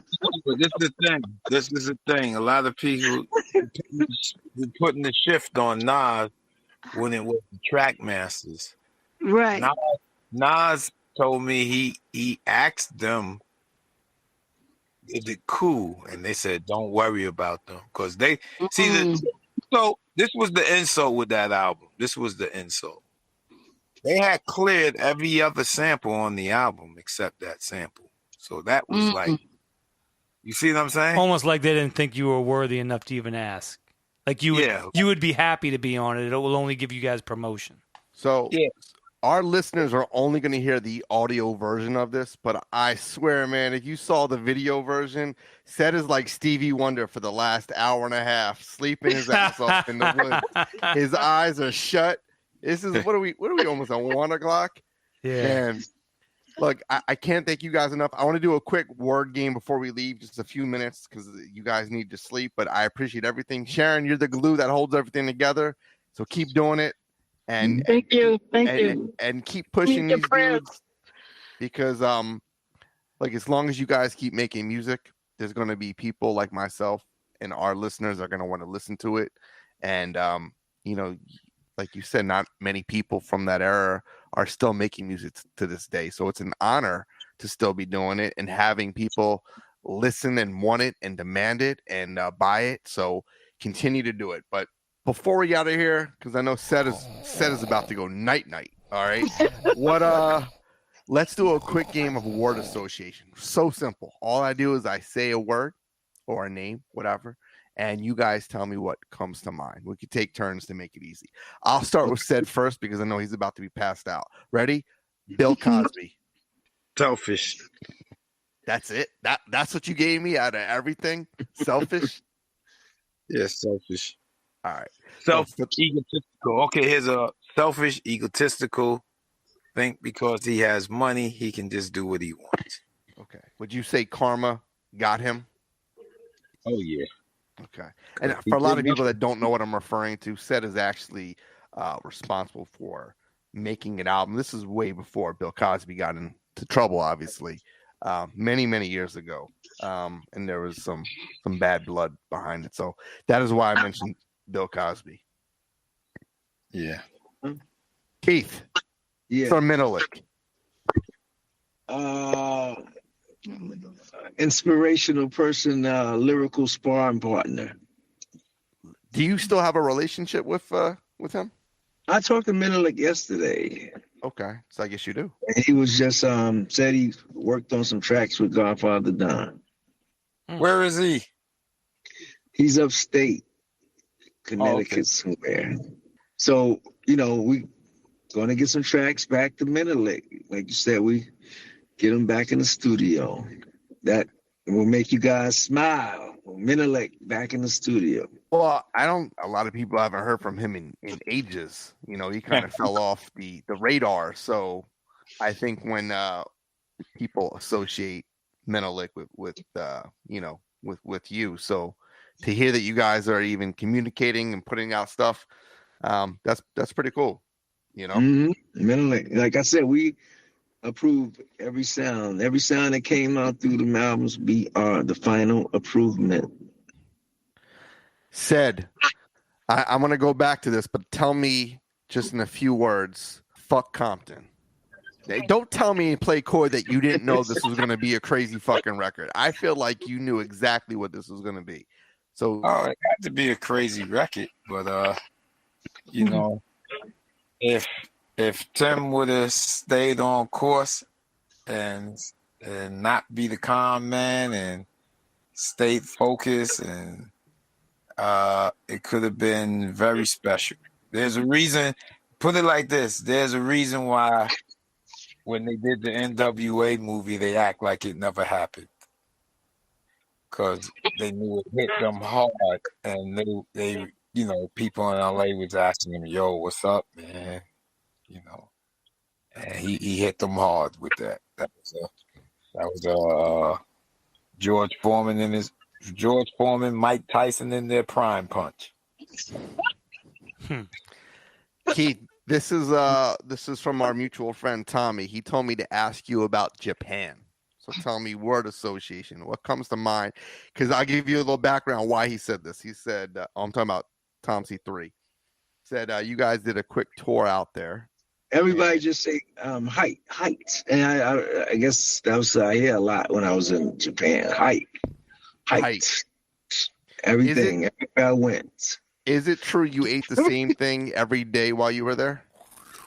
I went to TGI Fridays a lot in the McDonald's because Japan is a little it has a little spread out menu. I don't want to gamble. He said that you would go get fried rice from one shop and go next door and get fried shrimp, and then you would cut up the fried shrimp with a plastic fork and combine it. And you did that every day you were there. I did that. Plus, he said you hated the porn because all the Asian porn's boxed out. You can't see shit. I couldn't see it. It was censored. Yeah. Blurred on everything. That's not porn. Yeah, it was blurred. That's just film. It was blurred. It was blurred and everything. I did buy porn, but it was blurred. And they do a lot of knee-high socks out there. That's like a big thing. Knee-high, up to the knees, collared socks. Yep. All right, guys, look, I can't thank you enough. I know we took a decent amount of time. I hope you go get the album. Everybody go get the new Ultramagnetic Ced Gee album, Kool Keith Ced Gee album with all the various tracks. Out on all platforms. Yeah, Black Elvis 2. And look out for the Ced Gee solo album and also the Kool Keith Rhythm X solo album. So we got more records coming. We're not gonna, make sure you guys always have new things because we ain't stopped making music. We're not gonna try to, we did a lot of stuff for the legacy and, we love it and we just don't want to live off the legacy, whereas other people, they can't seem to get away from their old records. Yo, it's Ced Gee in the building, and you're checking out Take It Personal. Take It Personal. No, it's just business. Good Okay, night. all right, Good all night. Peace, guys. All right, say get out the woods. He's a homeland. Okay. Bye-bye. Good night. Bye. Thanks. It's Black Presley. Black Presley, no amphetamine. Black Presley, no amphetamine. Black Presley, no amphetamine. Black Presley, no amphetamine. Lay on tracks, that's a delicacy. Women say I do it elegantly. Your girl somewhere with the NFL cock diesel and a silver Bentley. Tinted windows, okay, you a pop star, you don't remember me. Last week she was riding with the St. Louis Cardinals like a 10-speed. Make her drink a milkshake before she breastfeed. Commander doggy style, tax free. Woman of culture, no need to get expensive with me. The New York Giants took you to spas around the whole city. The Jets made you look pretty. The Los Angeles Rams made you twerk for $1.50. It's the Panthers on your phone, you answer. Watch the Falcons romance her into a private dancer. For years she loved the Buccaneers, Milwaukee Bucks all in your ears. Ring your bell, the Oakland Raiders are here. The Jacksonville Jaguars bought you all your gear. The Packers flew you in Lears. The Eagles introduced you to my people. The Indianapolis Colts say you see through. The Chicago Bears and Victoria's Secrets wanna see you. The Jacksonville Jaguars wanna buy you a new car. The Bengals let you sit in VIP, bring all your girlfriends by the bar. The Broncos love female rap stars. Black Presley. Guys, I can't thank you enough. I don't think you realize this, but this is almost 3 hours of I mean, we spoke to KRS-One for about 2.5 hours.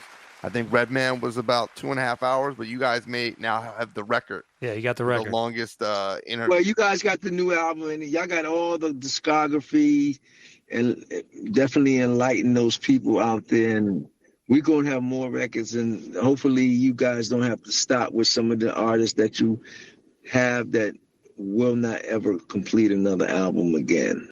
How do y'all feel about the 50th anniversary and not seeing Ultramagnetic MCs not included?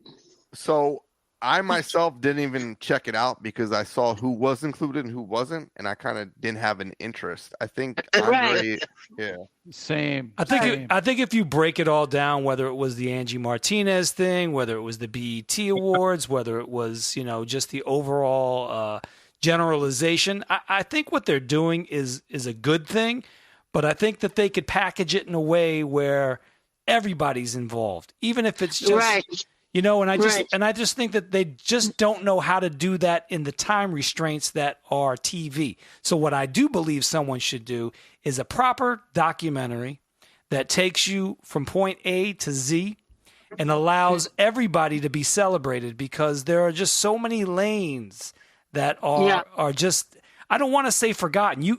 If you're going to document the whole thing, it really needs to be taken from the perspective of the whole genre. And I just feel like sometimes it gets skewed and put into different, categories. And I just think it's like the host becomes who it's all about, but it's and this is the problem. This is the problem for me, because they have the Yankee Stadium thing going on, right?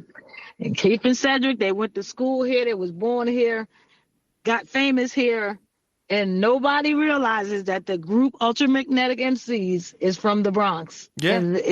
And they're not on this bill. It's but you know what, Sharon? I think that if you reached out to the Yankees themselves and talked about how they've made records about all the famous Yankee teams from back in the day, they can go out there and actually be a part of a game where they're celebrated as being Bronx natives. And I think that actually means more. You know what I'm saying? Yeah. So I think, sounds good to me. I think if you just kind of take it from you open a different door, the guys will be celebrated in the right way.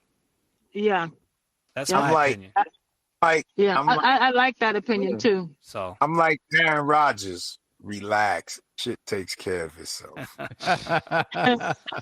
I went to a game last month, and I'm telling you, I think from the vibe that I felt, if that was part of the, pregame festivities, it would be very well received. Yeah. Mhm. I think when our age group becomes the one that are in power making the decisions for TV and film, I think we're there almost, the 50-somethings, and I think, but it's still run by the umbrella of the older generation, and they obviously don't give a shit. It's really about who can draw the crowd. So Yeah, it's about money. yeah, It's all about money. It's the money grab. Could you also let the audience know that they have a video out from the album? It's called Delta 5. Yo, check out Ultramagnetic, Ced Gee, Kool Keith in that Delta 5 video. All right. Thank you, guys. Have a good good night. Good Okay, night. all right, Good all night. right. Peace, guys. All right, say get out the woods. He's a homeland. Okay. Bye-bye. All right. Good night. Bye. All right. Thanks.